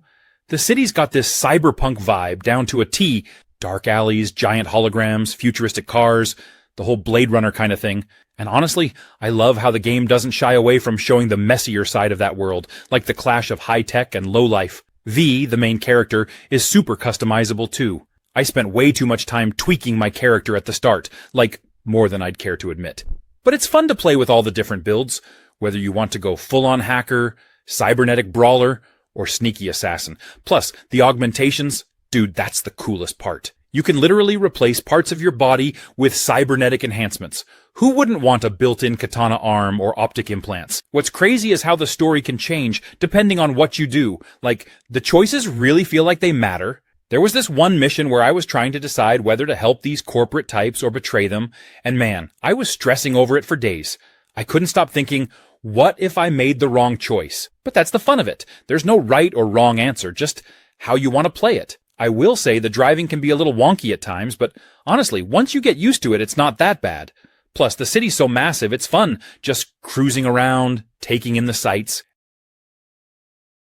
Horizon Forbidden West. If you enjoyed Horizon Zero Dawn, or just love the idea of exploring a stunning post-apocalyptic world with robotic creatures, this game is everything. It takes what made the first game so special and cranks it up even further. First off, the world is absolutely breathtaking. We're talking lush forests, sweeping deserts, misty mountains, and mysterious ruins, all packed with color and life. Every time you step into a new area, it feels like you're on an epic journey, and you can just feel the love that went into designing this world. It's one of those games where you'll find yourself stopping just to admire the views. The combat is even more intense than before. You're still going up against these awesome robotic creatures, but this time, there's a lot more variety in how you can approach each encounter. You can try different strategies, depending on the creature type, use traps, experiment with elemental effects, or even override certain machines to turn them into allies. It makes every fight feel unique, especially since the machines have such varied designs and behaviors. Oh, and the underwater sections? They're gorgeous, and actually add a whole new layer to the game. Now, diving into lakes and exploring submerged ruins is part of the adventure, and it's so well done. It makes the world feel even bigger and more dynamic, because you're not just stuck on land anymore. Horizon Forbidden West is a perfect mix of action, exploration, and storytelling. It's one of those games where you can spend hours just getting lost in side quests and exploring. Marvel's Spider-Man 2. If you loved the first two games, get ready to have your mind blown, because this sequel takes everything up a notch. It's got all the web-swinging, action-packed, open-world goodness from the first game, but with some seriously awesome upgrades that make you feel even more like Spidey. First off, swinging through New York again? Man, I could do that for hours. The way they've refined the web-swinging mechanics is just so smooth. You're gliding through the city, flipping between skyscrapers, and pulling off crazy mid-air tricks. There's this new web glider thing that lets you cover so much ground so fast. It's like Spidey's flying, And it's the best feeling when you're cruising over Central Park or zipping through tight alleyways. It makes you feel unstoppable, and you'll never want to use fast travel. And this time, you get to switch between Peter and Miles, which is a game changer. Both of them have their own fighting styles and unique abilities, so it never feels repetitive. Peter's got his classic gadgets, but now he's also rocking those symbiote powers that just feel brutal. You can really feel the strength when he's using them. It's like he's just tearing through enemies. And then you've got Miles, who's all about that flashy venom energy. I loved how you could seamlessly switch between them, depending on the mission or just how you wanted to play. The combat, too, has been seriously upgraded. It's fast, fluid, and makes you feel like you're choreographing these epic battles.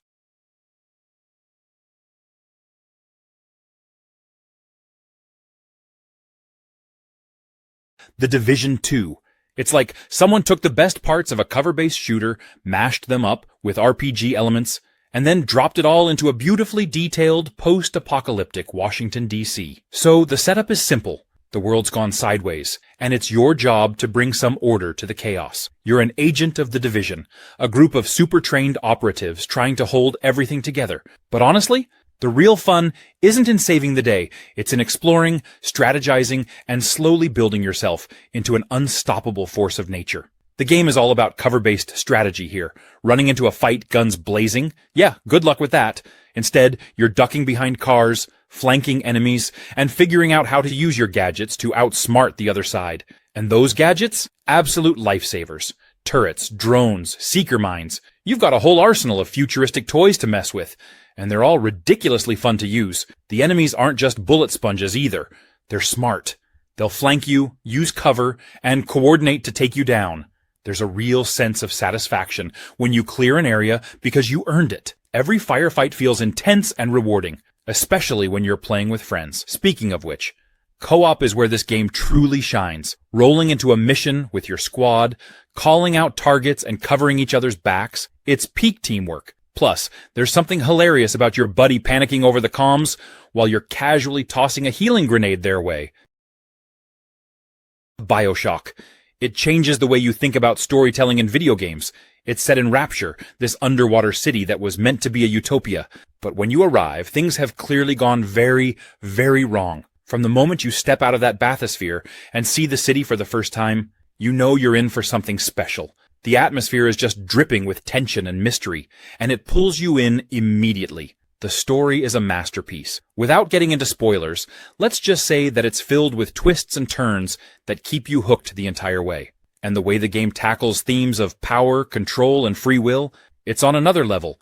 The characters, like Andrew Ryan, are unforgettable, with some of the most iconic lines in gaming history. You're constantly questioning what's really going on, and by the time you get to the big reveal, it's absolutely mind-blowing. The combination of guns and plasmids gives you a ton of variety in combat.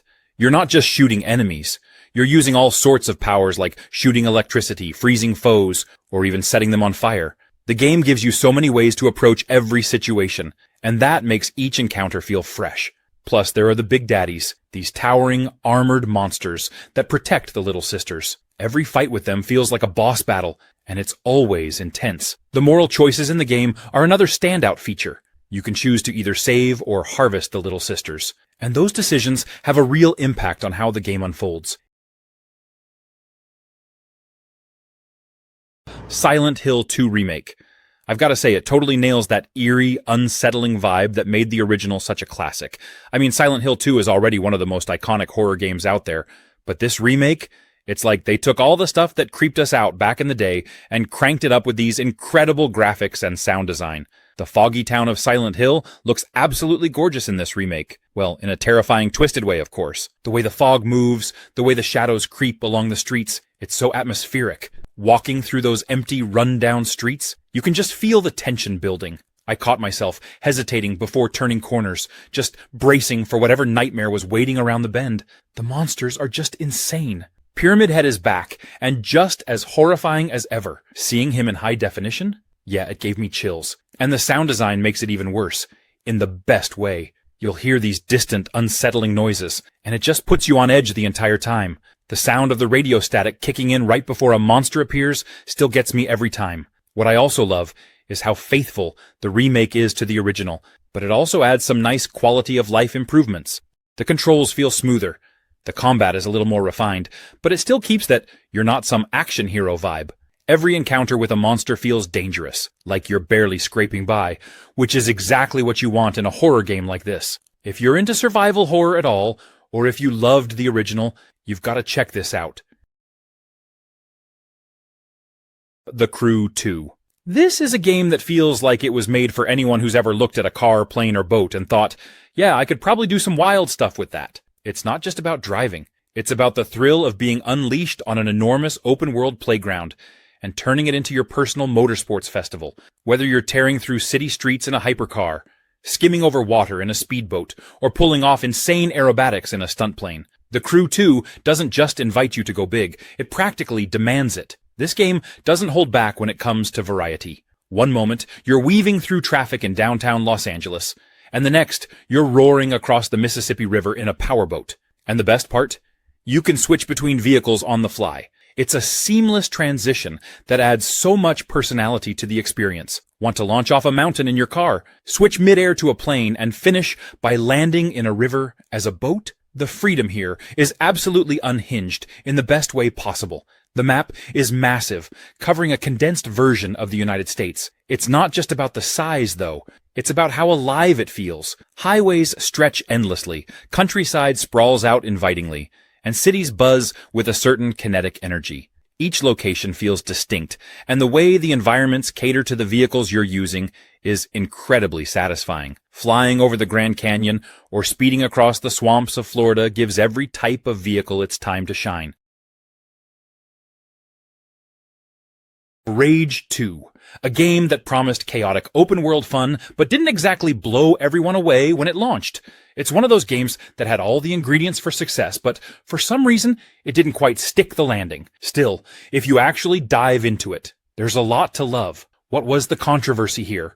Well, part of the issue was the huge expectations. The first Rage was pretty well received for its time, but it had some flaws. So when Rage 2 was announced, people were hoping for this massive improvement.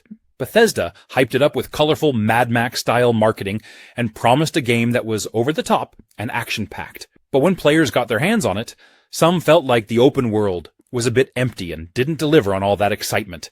A lot of people also criticized the story, or the lack of one. The game didn't take itself too seriously, which in some ways was fun. The main narrative didn't really pull you in. And some players felt like the game's focus on pure action left the story feeling a little thin. If you were expecting deep lore or compelling characters, it might not have been what you were hoping for. But here's where Rage 2 shines, the combat. If you're a fan of fast, frenetic, chaotic gameplay, this is where the game really delivers. The gunplay feels tight, satisfying, and absolutely brutal. You've got all these cool powers and weapons that you can mix and match, which makes every fight feel dynamic and fun.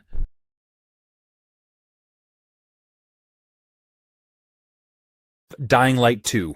Another game that stumbled out of the gate, but is actually pretty awesome when you take a closer look. So, when Dying Light 2 was first announced, people were hyped.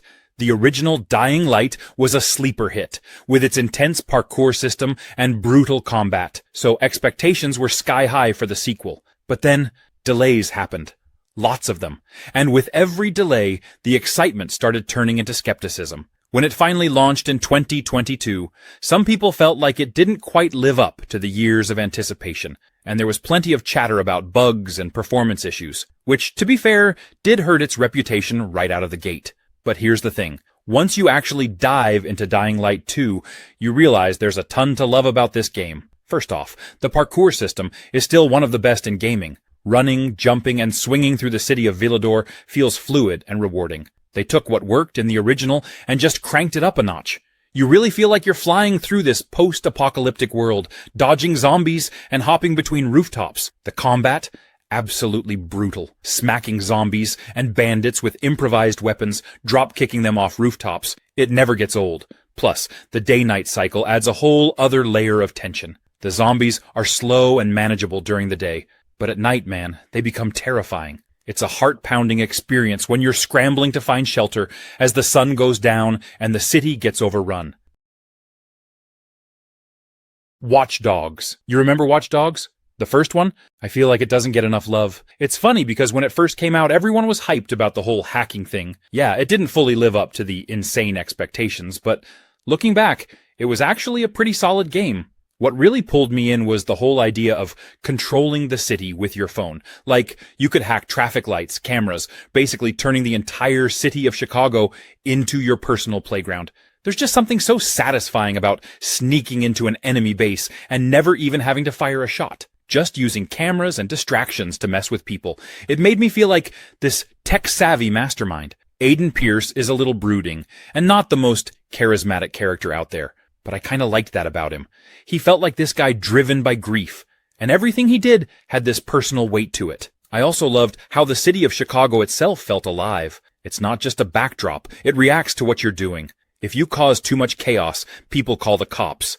And then you've got this whole cat-and-mouse chase through the streets, dodging police cars and helicopters. I had so many moments where I barely escaped by hacking a drawbridge or raising blockers just in time. The adrenaline rush from those moments was legit. I think it's one of those games that's way better than people remember. It had a fresh take on open-world action, with the whole hacking twist that really made it stand out. If you haven't played it in a while, I'd say give it another shot. It's got this cool, techie, modern, vigilante vibe. Elden Ring Shadow of the Erdtree. The moment you step into the new content, it feels different, like you've entered a darker, stranger, and somehow even more intimidating part of the world. If the lands between were a fever dream, Shadow of the Erdtree is a full-on nightmare, but, like, the kind you don't want to wake up from because it's just too cool. Combat is as tight and brutal as ever. Whether you're a die-hard melee player, a magic enthusiast, or a mix of both, there are new weapons, spells, and builds to experiment with. I found myself tweaking my character constantly, trying out new strategies for every encounter. It's that classic From Software loop of getting crushed, learning, adjusting, and finally triumphing that makes the whole experience so addictive. And the bosses? Let's just say they're not here to play.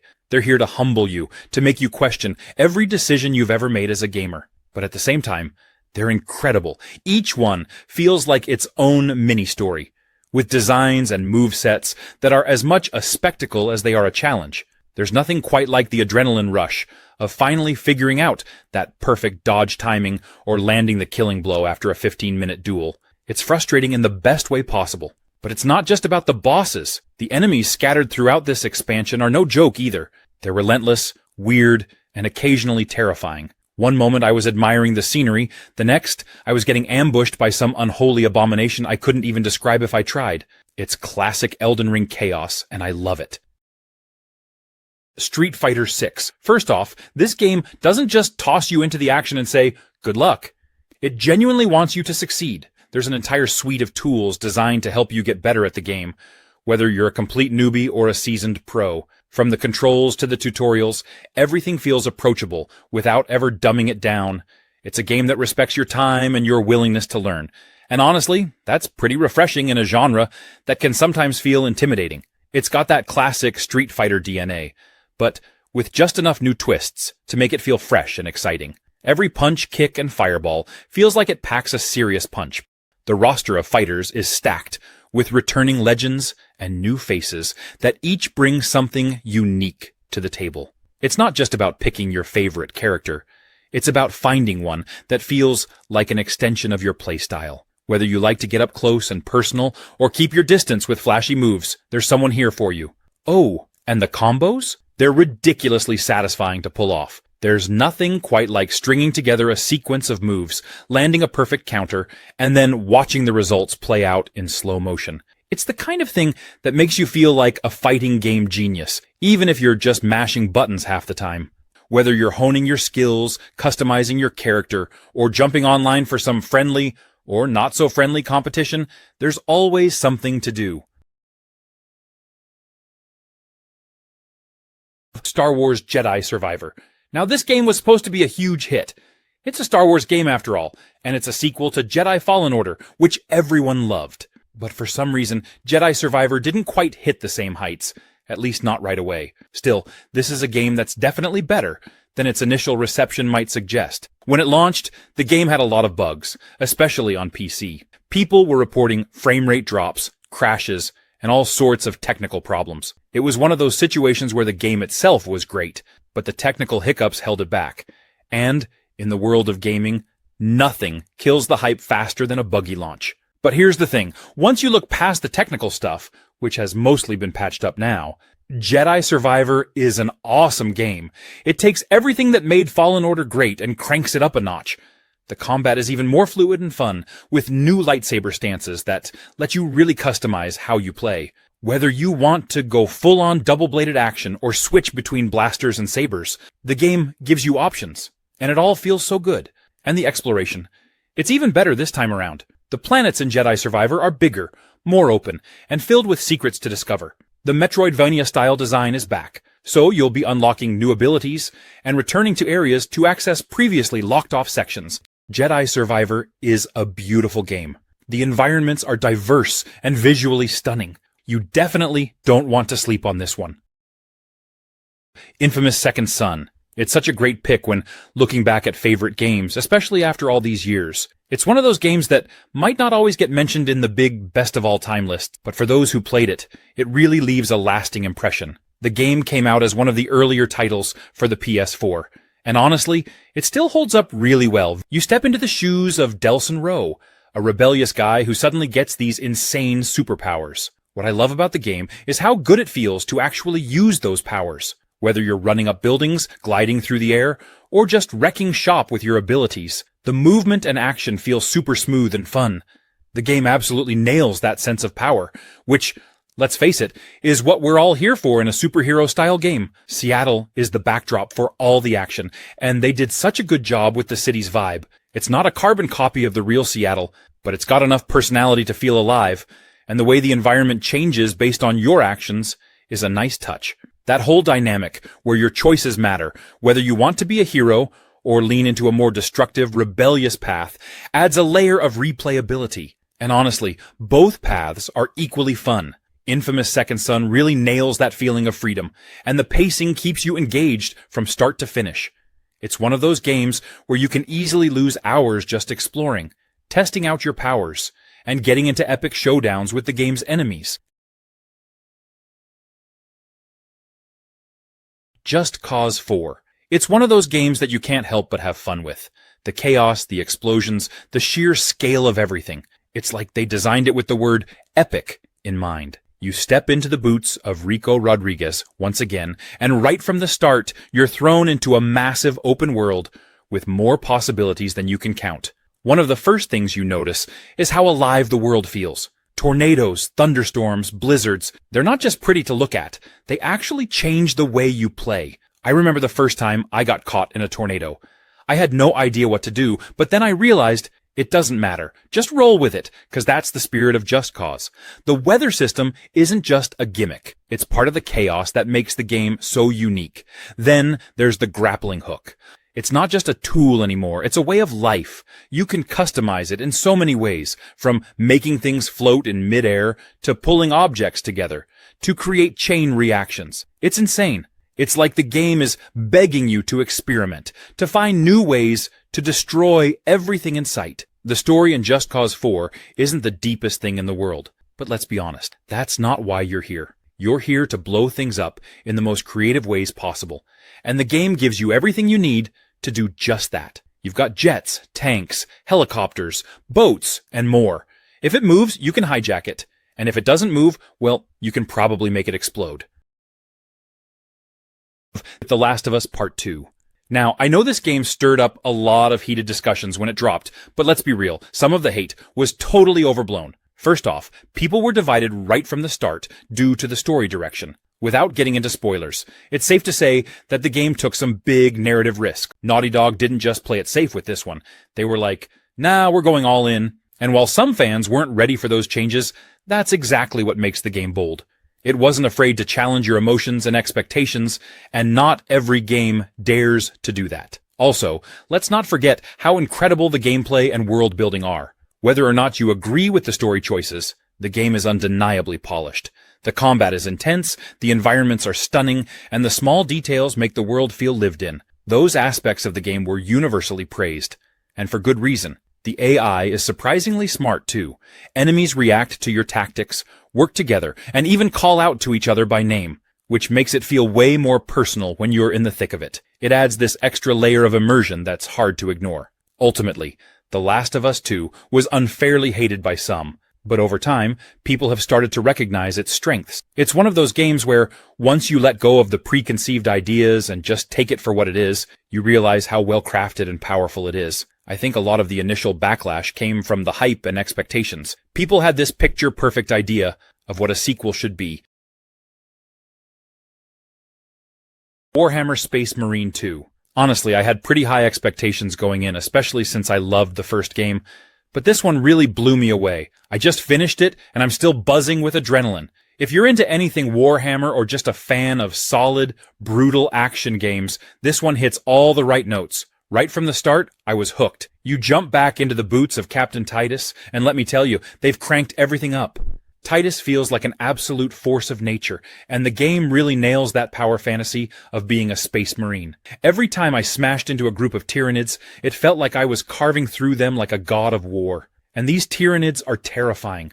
The way they swarm you, it's a mix of pure chaos and strategic survival. Speaking of strategy, the game's combat is deeper than it looks at first. Sure, you can charge in swinging that chainsword and ripping through enemies, but you've got to think a bit too. You can't just button mash your way to victory, especially with those massive bosses. They've got these intricate patterns, so it feels like a dance between brute force and tactical moves. When I finally took down one of the bigger enemies after like 15 minutes of dodging and countering, it was such a satisfying moment.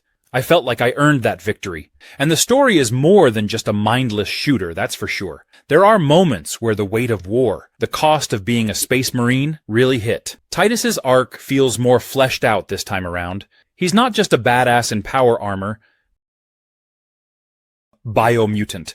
Picture this, a post-apocalyptic open world, but it's not bleak and gray. Nope, Biomutant flips the script, throwing you into this lush, colorful environment that's teeming with life, strange creatures, and a real sense of wonder. You play as this adorable, yet totally fierce, mutant critter who's out there saving, or maybe even reshaping, the world. And every choice you make has an impact. One of the coolest things about Biomutant is the customization. Right from the start, you're in charge of creating your little mutant warrior. The game has this whole DNA slider system, where you can adjust your character's appearance and abilities, so you could end up with a tiny, super intelligent creature or a big, tough warrior. And as you play, the choices just keep coming. You'll be picking abilities, powers, and weapons that totally change up your playstyle.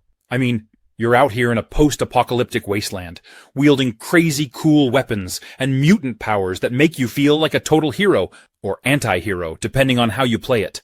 The combat is another big highlight.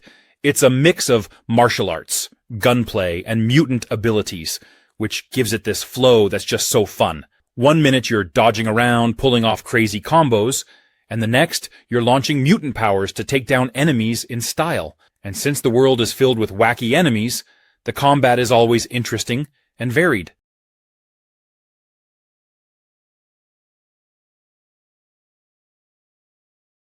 Mass Effect Legendary Edition.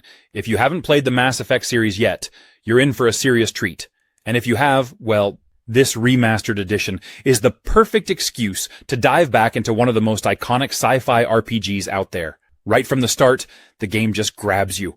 You're Commander Shepard, and your choices shape the entire galaxy. The stakes feel huge, but what's cool is that you're never just watching the story happen. You're actively making choices that change everything. And I mean everything from little side stories to major plot twists. It's one of those games where you actually feel the weight of your decisions. And that's rare. And the galaxy? It's incredible. You're exploring different planets, seeing all these unique alien cultures, and uncovering a rich sci-fi world with every mission. It's like living in your own sci-fi epic, from the action-packed battles to the quiet moments of exploration. The Legendary Edition really brings this world to life too, with upgraded visuals that make each planet and environment feel fresh, vibrant, and epic in scale. The combat is a blast too. Whether you're going full biotic powers or charging in guns blazing, there's a style that fits however you want to play. And with all the upgrades and tweaks in this edition, it feels smoother than ever, especially in the first game, which has been brought up to speed with the later ones. Plus, the Legendary Edition has smoothed out some of the rough edges, making it even easier for new players to jump in and get the full experience. Metro Exodus. This game is something else. If you're into immersive worlds with deep storytelling, this one's going to grab you right from the start. I remember jumping in, and immediately, I felt like I was actually there, trudging through the post-apocalyptic Russian wasteland, feeling every bit of that bleak, yet oddly beautiful atmosphere. What's really cool about Metro Exodus is how it takes the series from the underground tunnels and opens it up to these massive open areas without losing that signature claustrophobic tension. You still get those tight, nerve-wracking moments where you're creeping through dark, creepy tunnels. But now, you also have these wide-open spaces that make you feel a sense of freedom and danger at the same time. There's something about walking through a desolate, snowy wasteland and then hearing the distant howl of a mutant that gets your heart racing. Artyom's journey is such an emotional one. He's not just trying to survive. He's out there searching for hope, for a place where humanity can rebuild. You can feel how much this means to him and his crew. That bond between them, especially with his wife Anna, really hit me. You're not just a lone wolf. You've got a family, a team that cares for each other, and that gives everything this extra layer of tension. You want to protect them, to keep them safe. You've got to constantly think about how you're using your resources. Do you craft more ammo, or do you focus on a new gas mask filter because the radiation's about to kill you? That balance adds a lot of strategy to the game. Doom 4. This game brought back the old-school shooter in the best way possible, but still didn't take home the Game of the Year award. And I'm still scratching my head over that because Doom was an absolute beast when it dropped. It was like ID Software said, let's show everyone how a real first-person shooter is done. First of all, Doom nailed the pacing. It was fast, chaotic, and brutal. Everything you want in a Doom game. They took that classic run-and-gun formula and cranked it up to 11. You're constantly moving, jumping, and tearing through demons like a one-man wrecking crew. The combat was a symphony of destruction, where stopping meant death. And let's not forget the glory kills, where you get rewarded for ripping apart demons up close in the most satisfying ways possible. The thing that made Doom stand out was how unapologetically old school it was. No cover mechanics, no reloading, just pure adrenaline-fueled action. It felt like a return to form for the genre. And in a sea of shooters that were leaning more toward tactical, slow-paced gameplay, Doom was like a wake-up call. It reminded everyone why the original Doom was such a phenomenon back in the day. Why it didn't win Game of the Year. One reason could be that it released in a pretty stacked year. 2016 had Overwatch taking a lot of the spotlight, and multiplayer shooters were all the rage. Doom, on the other hand, was a more solo-focused experience. Sure, it had a multiplayer mode, but that's not what people played it for. Sekiro. I went in this game expecting something similar to Dark Souls, but nope. Sekiro has its own thing going on. It's all about timing, parrying, and mastering patience. You can't just hack your way through this one, but when you finally land that perfect parry, or take down a boss that's been wrecking you, it's the most satisfying feeling ever. The combat is so tight and precise. I love how it's focused more on skill than stats. Every fight feels like a proper duel, especially with that posture system. Instead of just slashing away, you're breaking down their defense to land that killer blow. It's a challenge, but man, when you get the rhythm down, it's amazing. And that grappling hook, dude, it's such a game changer. You feel like a legit ninja, zipping around trees, rooftops, and sneaking up on enemies from above. I can't count how many times it saved me from getting killed. It just makes exploring the world way more fun. Speaking of the world, the whole setting in feudal Japan is stunning. The environments are so detailed, from peaceful bamboo forests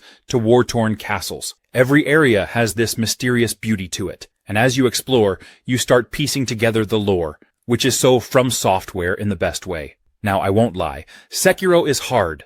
It can be brutal, but in a good way. I've died more times than I care to admit, but each death feels like a lesson. You can't just rush in. You've got to learn your enemy's moves, find their patterns, and perfect your timing. And when you do, it's like reaching some kind of gamer zen. Alien Isolation. I don't think I've ever played a game that kept me on the edge of my seat like this one did. You know how some horror games throw constant jump scares at you? Not here. This one's all about that slow building tension.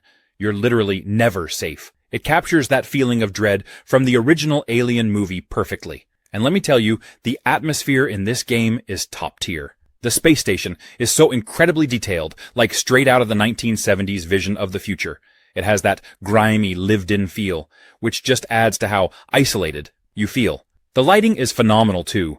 I remember creeping through these dimly lit corridors with shadows dancing everywhere. The vibe is so good, you just feel like you're there. And that's half the reason this game works so well.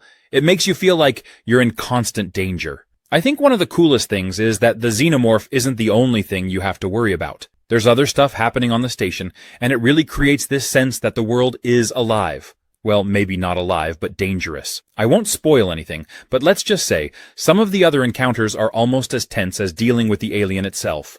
Alien isolation isn't for everyone. If you don't like slower-paced games or being super stressed the whole time, maybe it's not your thing. But if you're someone who loves a good atmospheric challenge, and you appreciate a game that doesn't treat you like a kid, you're in for a treat. There's something incredibly satisfying about surviving an encounter with the alien. Avatar: Frontiers of Pandora. Now, I know a lot of us have waited years to see more of Pandora since the original Avatar movie. Whether you loved it for its visuals, the unique world, or just getting lost in this strange, immersive place. Well, here's the perfect excuse to dive back in and actually be in Pandora, not just watching it on a screen. The cool thing is, you're not just wandering around as a tourist.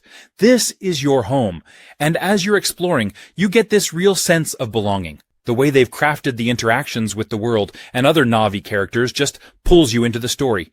It's personal and really touches on that classic theme of connecting to nature, but on a whole new level. Combat-wise, it's balanced in a way that makes you feel powerful, yet still in tune with the environment. The Na'vi weaponry isn't just about brute force.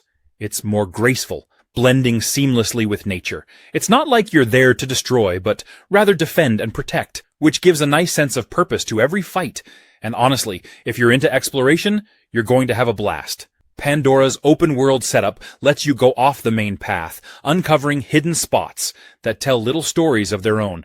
It's the kind of game where you don't mind getting lost, because there's always something breathtaking to discover. So yeah, if you're looking for a game that's both visually stunning and has depth, give this one a shot.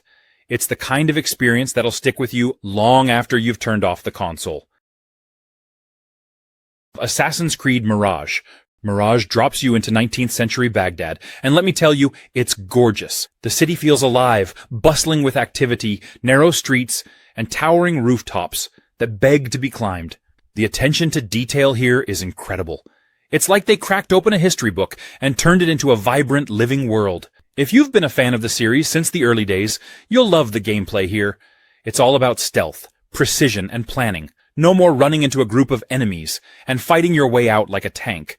Mirage encourages you to think like an assassin again, sneak through crowds, blend in, climb up to a vantage point, and take your shot when the time is right. It's so satisfying when a plan comes together, and you get that perfect, clean assassination. The parkour feels so good.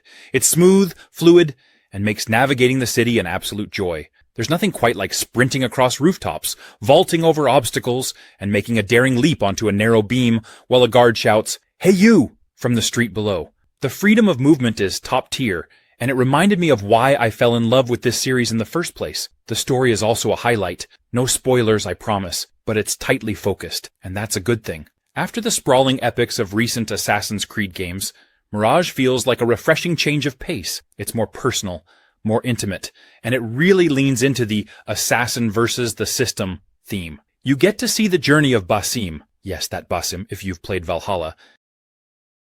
CLAIR OBSCUR 33. This is an intricate and deeply atmospheric puzzle-adventure game that revolves around uncovering the truth.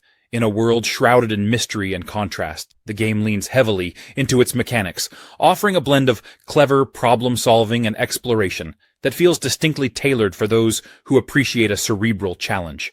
It's a space where every element exists for a reason, demanding your attention to detail and rewarding your curiosity.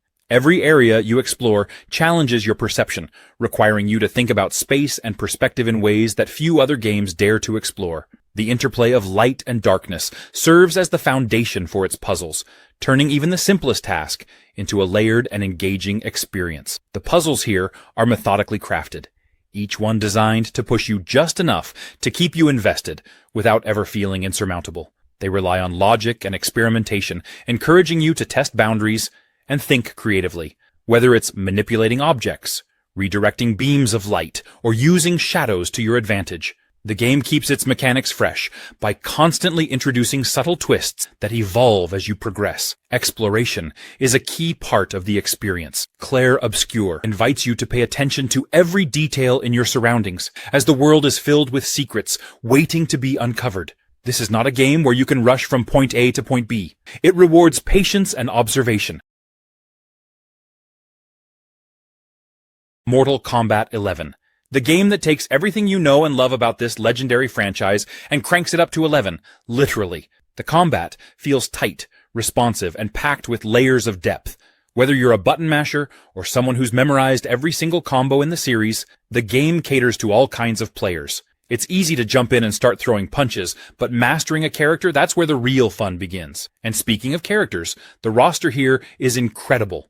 You've got old favorites, some unexpected returns, and a few surprises that will definitely keep you on your toes. Each fighter feels unique, with their own playstyle, moves, and, of course, those iconic fatalities. Seriously, the fatalities in this game are a spectacle. They're gruesome, sure, but they're also so over the top that you can't help but laugh and cringe.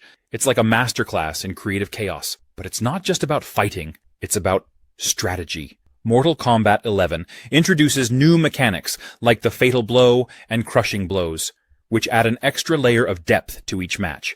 These aren't just flashy moves, they're game changers that can turn the tide of a fight if used wisely. It's all about timing and knowing when to strike, and it keeps every match feeling fresh and unpredictable. One thing that stands out is how accessible the game feels without sacrificing its complexity. If you're new to the series, the tutorials are super helpful, breaking down everything from basic moves to advanced strategies.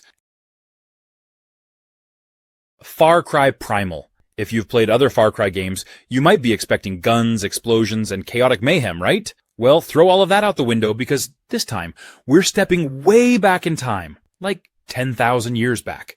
Instead of modern weaponry and cars, you're rocking spears, bows, and a few other prehistoric tools that make you feel like a true Stone Age warrior. And honestly, it's such a refreshing change. There's something incredibly satisfying about hunting with a bow you crafted yourself, or sneaking through tall grass with a spear in hand, ready to take down a woolly mammoth. You feel connected to the land in a way that's hard to describe.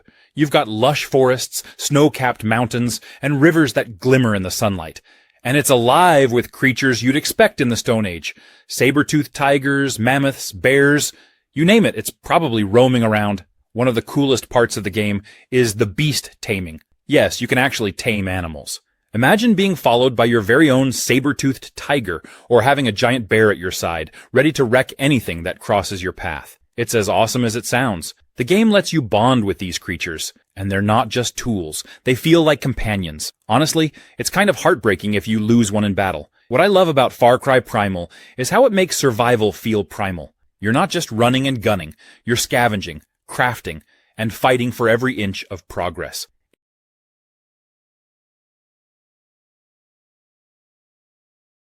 Horizon Burning Shores. This expansion is everything you'd hope for and more, taking Aloy's journey into an entirely new region filled with challenges, surprises, and jaw-dropping moments. Set in a beautifully untamed area that feels wild and alive. It's all about exploring, adapting, and thriving in a world that's as dangerous as it is mesmerizing. The new landscape opens up fresh opportunities for discovery, with terrains that pushed you to think differently about how you approach traversal and combat. The highlight here is the freedom to experiment with the tools and abilities you've built up throughout the main game. The enemies in Burning Shores aren't just there to look intimidating. They're designed to test your skills in exciting ways. New machine types bring unique combat dynamics, keeping you on your toes and forcing you to adapt your strategies. The world design in Burning Shores is deeply immersive, with plenty of areas that invite exploration. Whether you're scaling cliffs, diving into the depths, or navigating open spaces, there's always something fascinating to find. Hidden treasures, mysterious locations, and cleverly placed challenges make every corner of this expansion worth exploring. The variety in the terrain ensures that no two moments feel alike, keeping the experience fresh and engaging from start to finish. The addition of new weapons and gear is another standout feature. These aren't just upgrades, they're game changers that open up creative ways to tackle enemies and solve environmental puzzles. Stray. When I first saw this game, I thought it was just going to be a charming little game where you play as a cat, exploring a futuristic city. But as I spent more time with it, I discovered it's so much more than that. It's like stepping into an emotional adventure through the eyes of a stray cat navigating a post-apocalyptic world. First off, being a cat in a video game feels surprisingly freeing. There's something deeply satisfying about hopping across rooftops, squeezing through tight spaces, and knocking over random objects just for the fun of it. The game nails the physicality of a cat. Every move feels so fluid and lifelike. It makes you think about how the world looks from their perspective, so close to the ground, yet always agile and in control. The world building in Stray is amazing. It's this blend of cyberpunk and decay, full of neon lights and towering buildings, but also a deep sense of isolation. The city itself feels alive, not in the way you'd expect, but more like it's holding its breath. You meet these small robots along the way, and they're oddly human in their interactions with you, despite being machines. They add a lot of heart to the game. There's a sense of community among them, and you can't help but feel drawn into their lives. The story unravels slowly, but it's layered with meaning. It touches on themes of companionship, survival, and hope in a broken world. The bond you develop with the small drone B-12 is touching in a way I didn't expect. It's funny how a game about a cat, without any dialogue from the main character, can be this emotional. Ghost of Tsushima. From the moment you start playing, it just feels like you're stepping into this beautifully crafted world. The first thing that really grabbed me was the landscape. The island of Tsushima is stunning, with these rolling hills, forests, and temples scattered all around. And the way the wind guides you instead of using a mini-map. That was such a cool touch. It makes you feel like you're part of the world, not just playing a game. The combat is another thing that I couldn't stop thinking about. It's so fluid and satisfying. At first, I was a bit nervous because samurai combat can be tricky, but the way it's designed here feels so intuitive. You switch between stances depending on who you're fighting, and it just flows so well. Every sword fight feels like it has weight. There were times when I would stop and challenge a group of enemies to a standoff, just because it felt so epic. You literally feel like a samurai. Speaking of feeling like a samurai, the story really pulls you in. It's all about Jin Sakai and his struggle between upholding the samurai code and doing what needs to be done to save his people. It gets you thinking, you know? Like, what would you do in his shoes? Would you stick to the rules or adapt to survive? The game really leans into that inner conflict, and I found myself getting attached to Jin and the other characters, especially his uncle. The emotional moments hit hard, and let's not forget the duels. Oh man, the duels. Some of the most intense moments in the game for sure. You face off against these really skilled enemies. Red Dead Redemption. Even after all these years, it's one of those games that still holds a special place in gaming history. It's more than just a cowboy game. It's a deep, emotional journey set in the fading days of the Wild West. You play as John Marston, a former outlaw, trying to leave his past behind. But of course, it's never that simple. The game's world, story, and characters are all top tier, pulling you into this incredible open-world experience. The gunplay is smooth, with that satisfying dead-eye system that lets you slow down time and pick off targets with precision. Whether you're involved in epic shootouts or quick-draw duels, the action feels cinematic and intense. But it's not all about combat. You can spend just as much time exploring, engaging in side missions, or even playing mini-games like poker and horseshoes. The story is also a huge draw. John Marston's journey is one of redemption, family, and loyalty, and it's so well written. The characters you meet along the way, from outlaws to lawmen to settlers, are all memorable and feel like they're part of this living, breathing world. You get attached to these characters, and by the end, you're really invested in John's fate. The emotional weight of the story is one of the reasons why this game is still talked about as one of the best. The ending, without spoiling anything, is one of the most impactful and talked about conclusions in gaming. It's the kind of story that sticks with you long after you've finished it. SIFU. What's crazy about SIFU is how brutal it can be. I mean, you're this martial artist out for revenge, and the combat system is so fluid, but also super challenging. It's not the kind of game where you can just mash buttons, but the real twist? The aging mechanic. Every time you die, your character ages, and it changes how you play. As you get older, you hit harder but lose health. It's such a clever way to keep the tension high. You're constantly trying to balance staying alive while still taking risks. There's this internal struggle like, do I push through this fight now, or should I retreat and try again later? The more you age, the fewer chances you have to finish your mission, which makes every death feel meaningful. The level design is awesome too. You're moving through these beautifully crafted environments, from neon-lit nightclubs to serene temples. Each one feels like a love letter to classic kung fu movies. The game's art style is sleek and minimal, but the environments are so detailed, and the atmosphere is on point. You really feel like you're living out this martial arts epic. What I also loved is how SIFU doesn't hold your hand. The difficulty can be punishing, but in a way that makes you want to get better. It's all about learning from your mistakes and coming back stronger. Each time you die, you're learning the enemy's patterns, figuring out new strategies. It's got that Dark Souls vibe where every failure is a lesson. If you love a good challenge and want to experience some of the best hand-to-hand combat in gaming, SIFU is a must-play. Final Fantasy VII Remake. This game took one of the most iconic RPGs of all time and flipped it in the best way possible. It was a love letter to fans of the original, while also introducing a whole new generation to the world of Final Fantasy VII. Honestly, it not winning Game of the Year still feels like a bit of a robbery. First off, the remake was more than just a visual upgrade. Yes, the graphics were jaw-dropping. Midgar looked absolutely incredible, from the towering structures of Shinra to the gritty streets of the slums. But it was the way they expanded the story that really stood out. Characters like Biggs, Wedge, and Jesse, who were barely more than side characters in the original, suddenly had fleshed-out backstories and personalities. It made you care about them in a way you just couldn't before, which made certain story moments hit even harder. The combat was another huge change. Gone were the strict turn-based mechanics, replaced with this hybrid system that mixed action and strategy. You could hack and slash through enemies in real time, but still slow things down to issue commands, use spells, or unleash limit breaks. It was the perfect blend of old and new, catering to both fans of traditional JRPGs and those who preferred more modern action RPG mechanics. Another reason it might have missed out on Game of the Year is that 2020 was a crazy year for games. The Last of Us Part 2 took home the big prize, and while that game had its own controversies, it was a narrative and technical powerhouse. Fallout London. Some people were quick to dismiss Fallout London just because it's a fan-made project. There's this unfair assumption that because it's not officially from Bethesda, it can't possibly be as good as a real Fallout game. And to be fair, fan projects can be hit or miss, but Fallout is seriously impressive. The team behind it went above and beyond, creating new factions, storylines, weapons, and even unique creatures inspired by British folklore. They've poured so much creativity into it that it really does feel like a genuine part of the Fallout world. It's set in a post-apocalyptic version of London, obviously, which is so refreshing for a Fallout game. We've spent so much time in the United States, it's just a whole new vibe to step into London and see how a totally different society and culture would handle the end of the world.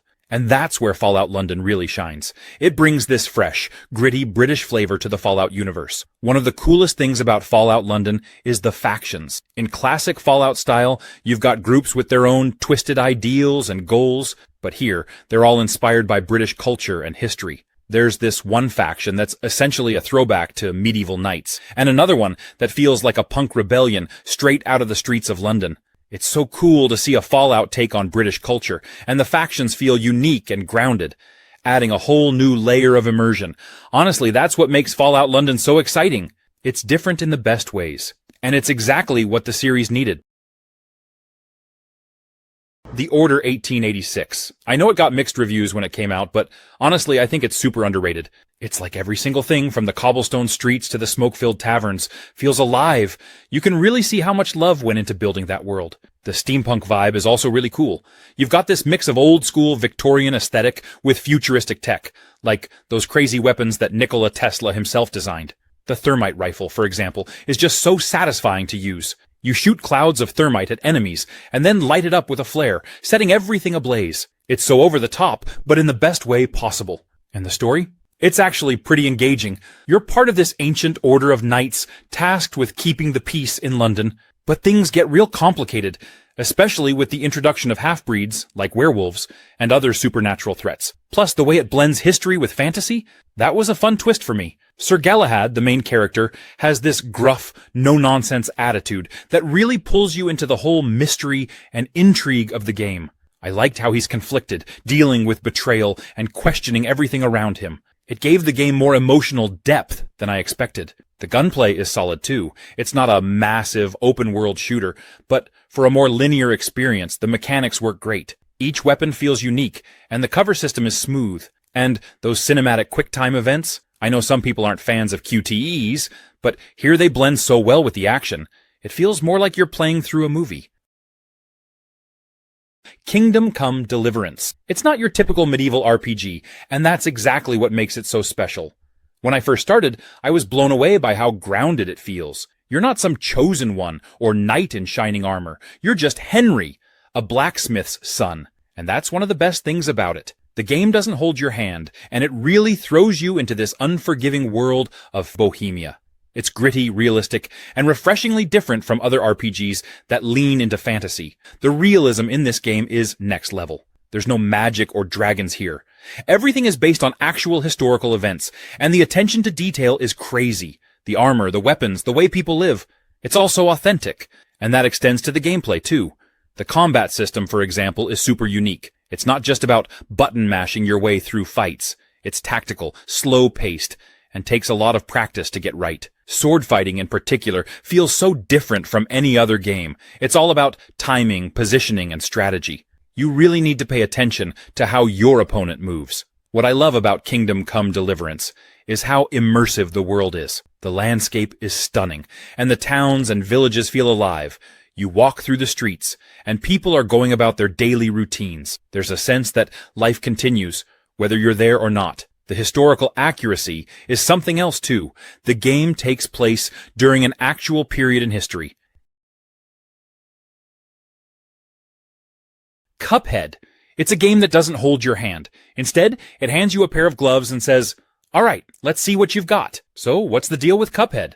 Well, it's all about boss battles. Big, bold, over-the-top showdowns that'll push your skills to the limit. Each encounter is completely unique, filled with crazy attacks, patterns you have to learn, and that sweet moment of triumph when you finally get it right. And trust me, those victories feel earned. This game doesn't hand them out like candy. The gameplay is fast, precise, and oh so satisfying. You'll be dodging, jumping, and shooting your way through a series of increasingly difficult fights, all while trying to keep track of what's happening on screen. And there's a lot happening on screen. But that's part of the fun. It's all about staying focused, learning the patterns, and figuring out how to outsmart each boss. One thing that really stands out is the variety. You're not just fighting the same type of boss over and over again. Each one feels like its own mini-event, with unique designs and attacks that keep you on your toes. One minute, you're dodging projectiles in a traditional platforming setup, and the next, you're flying through the air in a shoot-'em-up. It's this constant change of pace that keeps the game so engaging. And let's not forget about the co-op mode. Playing with a friend adds a whole new dynamic to the chaos, as you both work together to take down these larger-than-life foes. It's teamwork at its most frantic and fun. The Surge. I went into it thinking, okay, another sci-fi post-apocalyptic action RPG. But it's so much more than that. The whole concept of this broken-down, futuristic factory setting is just awesome. It's gritty, industrial, and feels like everything is falling apart, which really adds to that sense of desperation as you're trying to survive. And honestly, the world building is better than I expected. You slowly uncover bits of the story as you explore, and the more you dig, the more you realize just how messed up everything is. Now, I've got to talk about the combat because that's really the star of the show here. It's tough, methodical, and every fight feels like it could be your last. But here's the twist that sets it apart. The whole targeting limbs mechanic. It's genius. You don't just hack and slash randomly. You're strategically aiming for enemy body parts. Want that awesome new arm gear? You better take it from your enemy. It makes every encounter feel like a high-stakes chess match, where you're constantly weighing the risk of going for the kill or trying to grab new loot. And the exosuit? Such a cool feature. It feels like you're wearing this clunky, powerful piece of machinery, and as you upgrade it, you can feel yourself getting stronger. But at the same time, the enemies ramp up in difficulty, so you're never too comfortable. It keeps you on your toes, for sure. Plus, the suit customization adds a ton of variety to the gameplay. So, yeah, the Surge is a gem.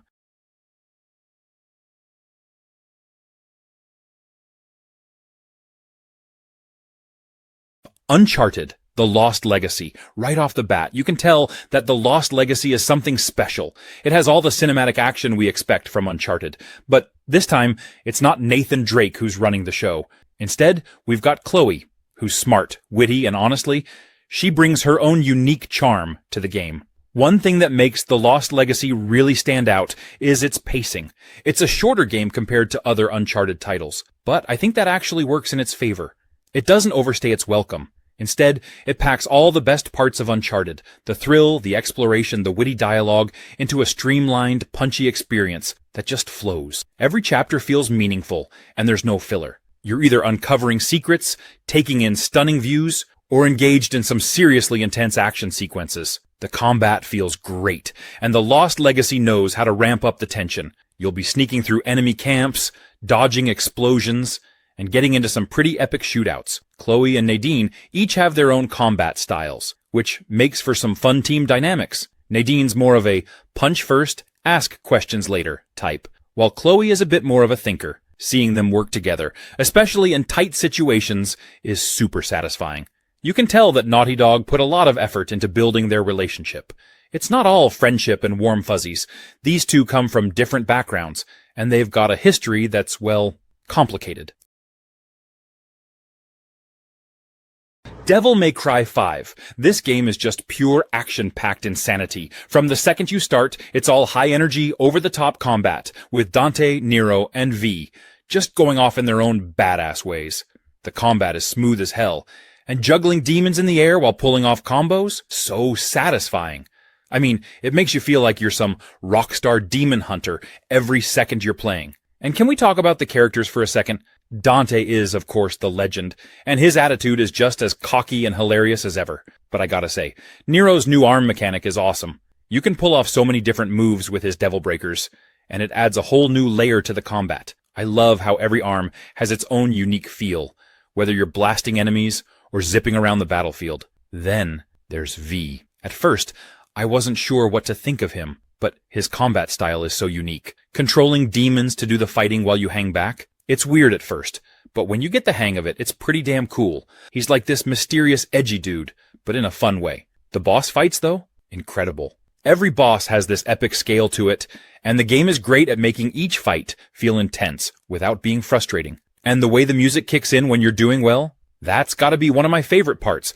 The dynamic soundtrack literally gets better the more stylish you get, so it's like the game is rewarding you for being awesome. Honestly, DMC5 has some of the tightest, most fluid combat I've ever played in an action game. Hogwarts Legacy. Honestly, this game is like a dream come true for anyone who's ever wanted to live out their Hogwarts fantasy. If you've grown up loving the world of Harry Potter, or just love the idea of being a wizard, this game really nails that feeling of stepping into the magical world. I mean, the second you get sorted into your house, it's like, yep, this is it. I'm at Hogwarts now. The school itself is gorgeous. They've done such an incredible job of capturing the magic and mystery of Hogwarts. You can literally spend hours just wandering around, getting lost in the hallways, finding hidden passages, and taking in all the little details. It's exactly how I imagined the castle would feel, like every corner has a secret or a bit of history waiting to be discovered. What's cool, too, is how the game lets you really craft your own story. You're not just following the Harry Potter timeline. You're in a completely new time period, which is honestly refreshing. You get to create your own character, make your own choices, and carve out your own adventure. And it's not just about being a goody-two-shoes student either. You can dive into some darker magic if you want, which is something I didn't expect but absolutely love. The combat is surprisingly deep too. At first, I thought it might be kind of simple, but there's actually a lot of strategy. You can mix and match different spells, use potions, and even summon creatures to help you out. And the way the spells are animated, like the wand flicks and the flashes of magic, it's so satisfying. You really feel like a proper witch or wizard. Resident Evil 3 Remake. Definitely one of those games that's way better than people give it credit for. Seriously, if you haven't given it a shot or maybe dismissed it because it's shorter than other Resident Evil games, you're missing out. It's packed with intense moments, killer gameplay, and one of the most relentless enemies in the series. You've got Jill Valentine, who is such a badass, going through Raccoon City as it just falls apart. The whole city is basically on fire, zombies everywhere. And then you've got Nemesis. My God, Nemesis. That thing is relentless. Every time you hear him coming, that music kicks in, and it's like your heart rate just skyrockets. You think Mr. X from Resident Evil 2 was bad? This guy's next level. The thing I love about RE3 Remake is how fast-paced it is compared to some other Resident Evil games. It's way more action-heavy, and Jill feels like she's always moving, always surviving on the edge. The balance between survival and action is super well done. And there's still that classic Resident Evil inventory management, where you have to decide like, do I take more health or more ammo? I love that dilemma, because it makes every decision feel critical, especially when you've got Nemesis chasing you. And speaking of that, the combat in this game feels tight. It's satisfying when you nail those perfect dodges, and then counterattack. The dodge mechanic is probably one of the things that makes Jill feel so agile compared to Leon or Claire in RE2. You really feel like you're evolving with the gameplay. Gears 5. Even if you're new to the Gears series, trust me, Gears 5 is an amazing place to jump in. It's got everything you'd want in a blockbuster game, great characters, intense firefights, and a world that's equal parts beautiful and brutal. The combat in Gears 5 feels incredibly smooth, and every gunfight has that intense, cover-based strategy that makes Gears so satisfying. Popping out from cover, landing that perfect headshot, or getting up close and personal with the Lancer's chainsaw never gets old. There's something just downright satisfying about how combat feels here. Each weapon has a unique kick to it, so you're never just mindlessly firing away. It's all about timing and positioning. Plus, with the addition of Jack, your handy little drone buddy, you get some new abilities that mix things up in fun ways. He can cloak you, zap enemies, and even fetch items, so he's a true lifesaver in tight spots. And let's take a second to appreciate the world. Gears 5 introduces these open-world sections where you can explore on this sweet vehicle called the Skiff. Just zipping across the snowy tundra or the desert sands is a vibe all on its own.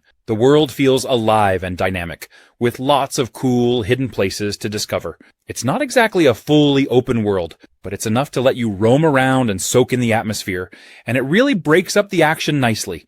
You're not just going from one big fight to the next. You actually have time to breathe, explore, and take in some amazing views. The story here actually has some serious depth.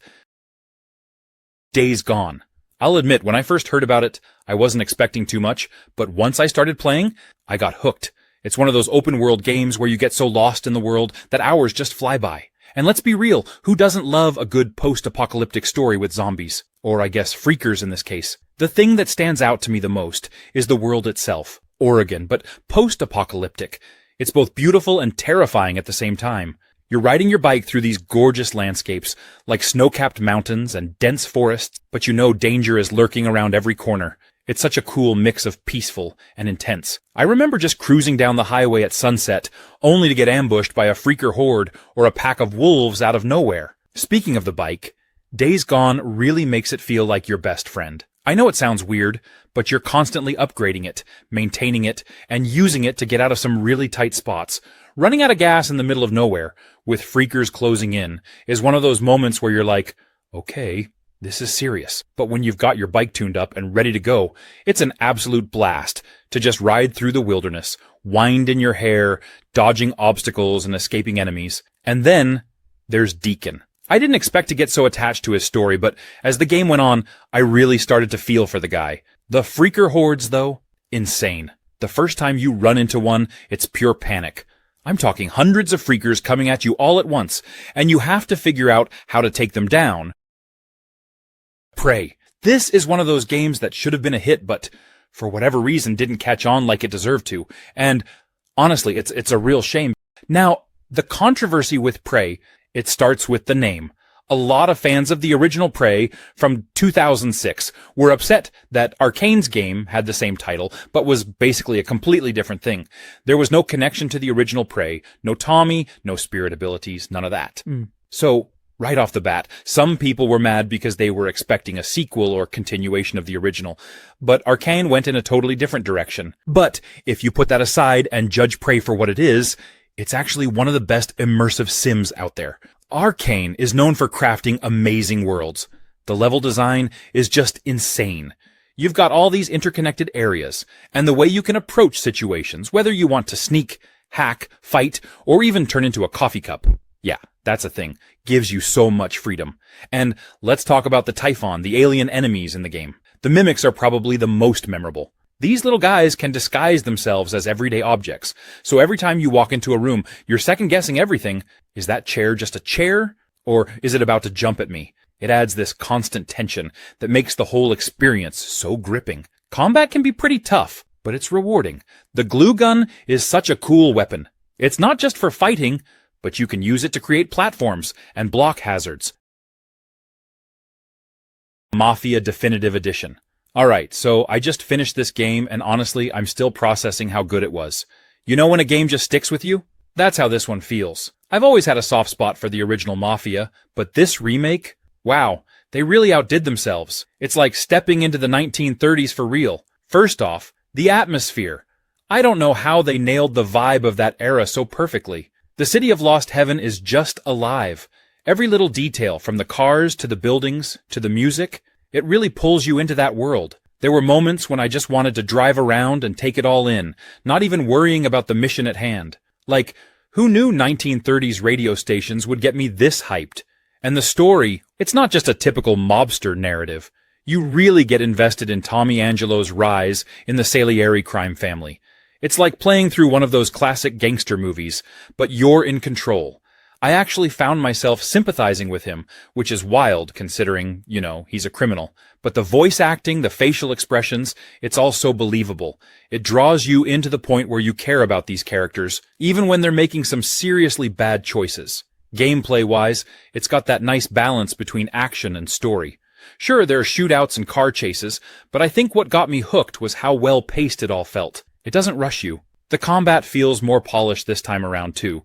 And the driving? I never thought I'd say this, but driving those old-school cars was actually fun. Sleeping Dogs Definitive Edition. This game is seriously underrated and deserves way more love. Imagine an open-world action game set in the bustling streets of Hong Kong, where you play as an undercover cop tangled up in the city's dangerous criminal underworld. It's like GTA, but with a unique twist that really sets it apart. And let's not forget the driving. Sleeping Dogs has some of the most fun driving mechanics out there. It's super arcadey, and you can do crazy stunts, hijack cars on the go, and even ram other cars off the road. There's something so satisfying about zooming through the city, dodging traffic, and knowing you can hop out at any time to start a fistfight. The city is alive with neon lights, crowded markets, and tons of little side activities that make it feel so authentic. You can go sing karaoke. Yes, karaoke. Try your luck at street races, or just cruise around and soak in the atmosphere. The developers did a fantastic job capturing the vibe of Hong Kong, and it's a city you actually want to explore. One of the best parts of Sleeping Dogs is the hand-to-hand combat.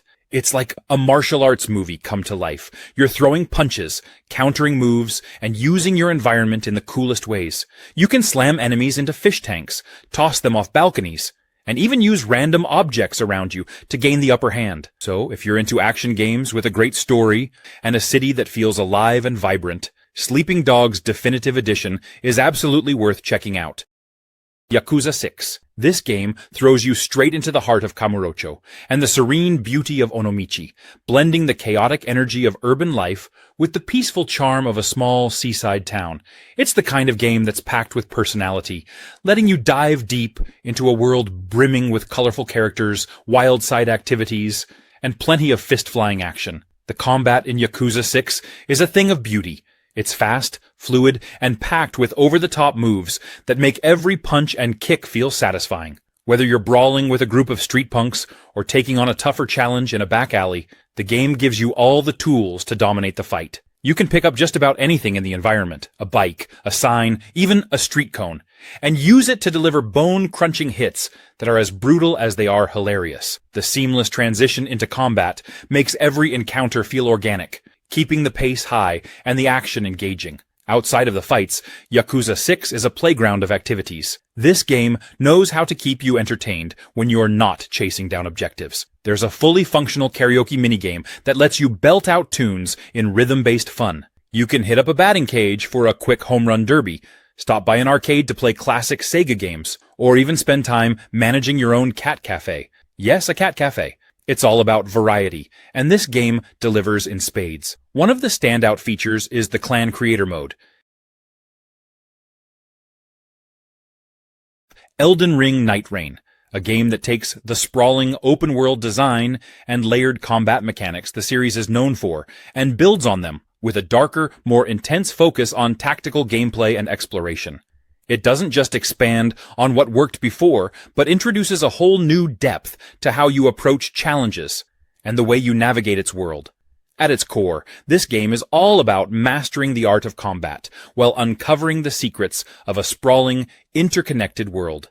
It's packed with dangers around every corner, but each area feels like it has its own personality. The environments are rich with detail and designed in a way that encourages you to explore every nook and cranny.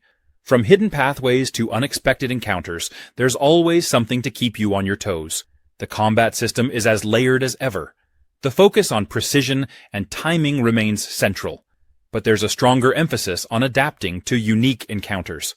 You're not just swinging a sword or casting a spell, you're learning the strengths and weaknesses of your enemies, and figuring out how to use your arsenal effectively.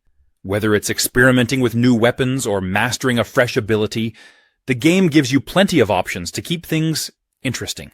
The addition of new mechanics brings another layer of depth to gameplay. There's a heightened focus on nighttime exploration, which changes the dynamic of how you approach the world. Some areas feel more dangerous after the sun sets. Fallout 4. This game is all about exploring a massive, post-apocalyptic world filled with adventure, surprises, and the freedom to forge your own story. Right from the start, you're stepping into a world that feels alive. Well, as alive as a wasteland can be. You emerge into this beautifully ruined version of Boston, and there's this sense of mystery about what happened, who survived, and how you'll carve out your place in it. One of the best parts about Fallout 4 is just how much freedom you have. Want to be a hero, saving settlements and helping people out? Go for it. Prefer to be more of a lone wanderer, exploring every nook and cranny at your own pace? You can totally do that too. The game really lets you make those decisions and watch as the world reacts to you, which makes it feel super personal. And the combat, super satisfying. You can target specific body parts on enemies, which gives battles a bit of a strategic twist. Whether you're up against raiders, mutated creatures, or robots, every fight keeps you on your toes. And the weapon variety is massive. You can go from a simple pipe pistol to a full-blown laser rifle. Whatever fits your style. Plus, there's so much to discover. Every abandoned shack, rusted-out car, and hidden bunker has a story, whether it's in the form of an old journal, a skeleton in an odd place, or a stash of supplies that makes you wonder who left it behind. Fallout 4 is full of these tiny details that make the world feel rich and layered, like you're uncovering secrets at every turn. Monster Hunter Wilds. You know that feeling when you step outside on a crisp, fresh morning and think, today's going to be epic? That's what this game delivers. Every single time you load it up. So here's the thing about Wilds. It's not your typical hack-and-slash fest where you mindlessly take down monsters. Oh no, this is like survival camping meets adrenaline junkie. Imagine being dropped into these stunning, living ecosystems where every step feels like you're part of something bigger. You're not just hunting monsters. You're living in their world. And let me tell you, it's their world. You're just a heavily armed visitor. The first thing that really hit me was how alive everything feels. Like you're walking through this dense forest, and you hear something rustling in the bushes. Your brain immediately goes into overdrive. Is it a tiny critter? A massive beast? Or worst of all, one of those sneaky predators that sees you before you see it? You're constantly scanning the environment, looking for tracks, droppings. Yes, droppings. This game makes you care about monster poop. Or broken trees that scream, something huge came through here. And then, when you do find your target, oh man, buckle up. The monsters in Wilds are not here to make you feel like a hero. They're big, terrifying, and absolutely majestic in how they move and fight. One moment, you're feeling all smug, thinking, I got this, and the next, you're rolling out of the way as a winged nightmare tries to turn you into a pancake. It Takes Two. It's easily one of the most creative co-op experiences I've ever played. From the very start, you realize that it's not your typical platformer. It's all about teamwork. Whether you're playing with a friend, partner, or even someone you just met, the whole experience becomes this shared journey that's honestly so much fun. The level design is incredible. Every single level is packed with unique mechanics that are specific to that environment. 1 minute, you're in a garden where one player's watering plants while the other's chopping through obstacles. The next, you're in a clock tower, messing with time itself. It's never repetitive because each new area throws something different at you.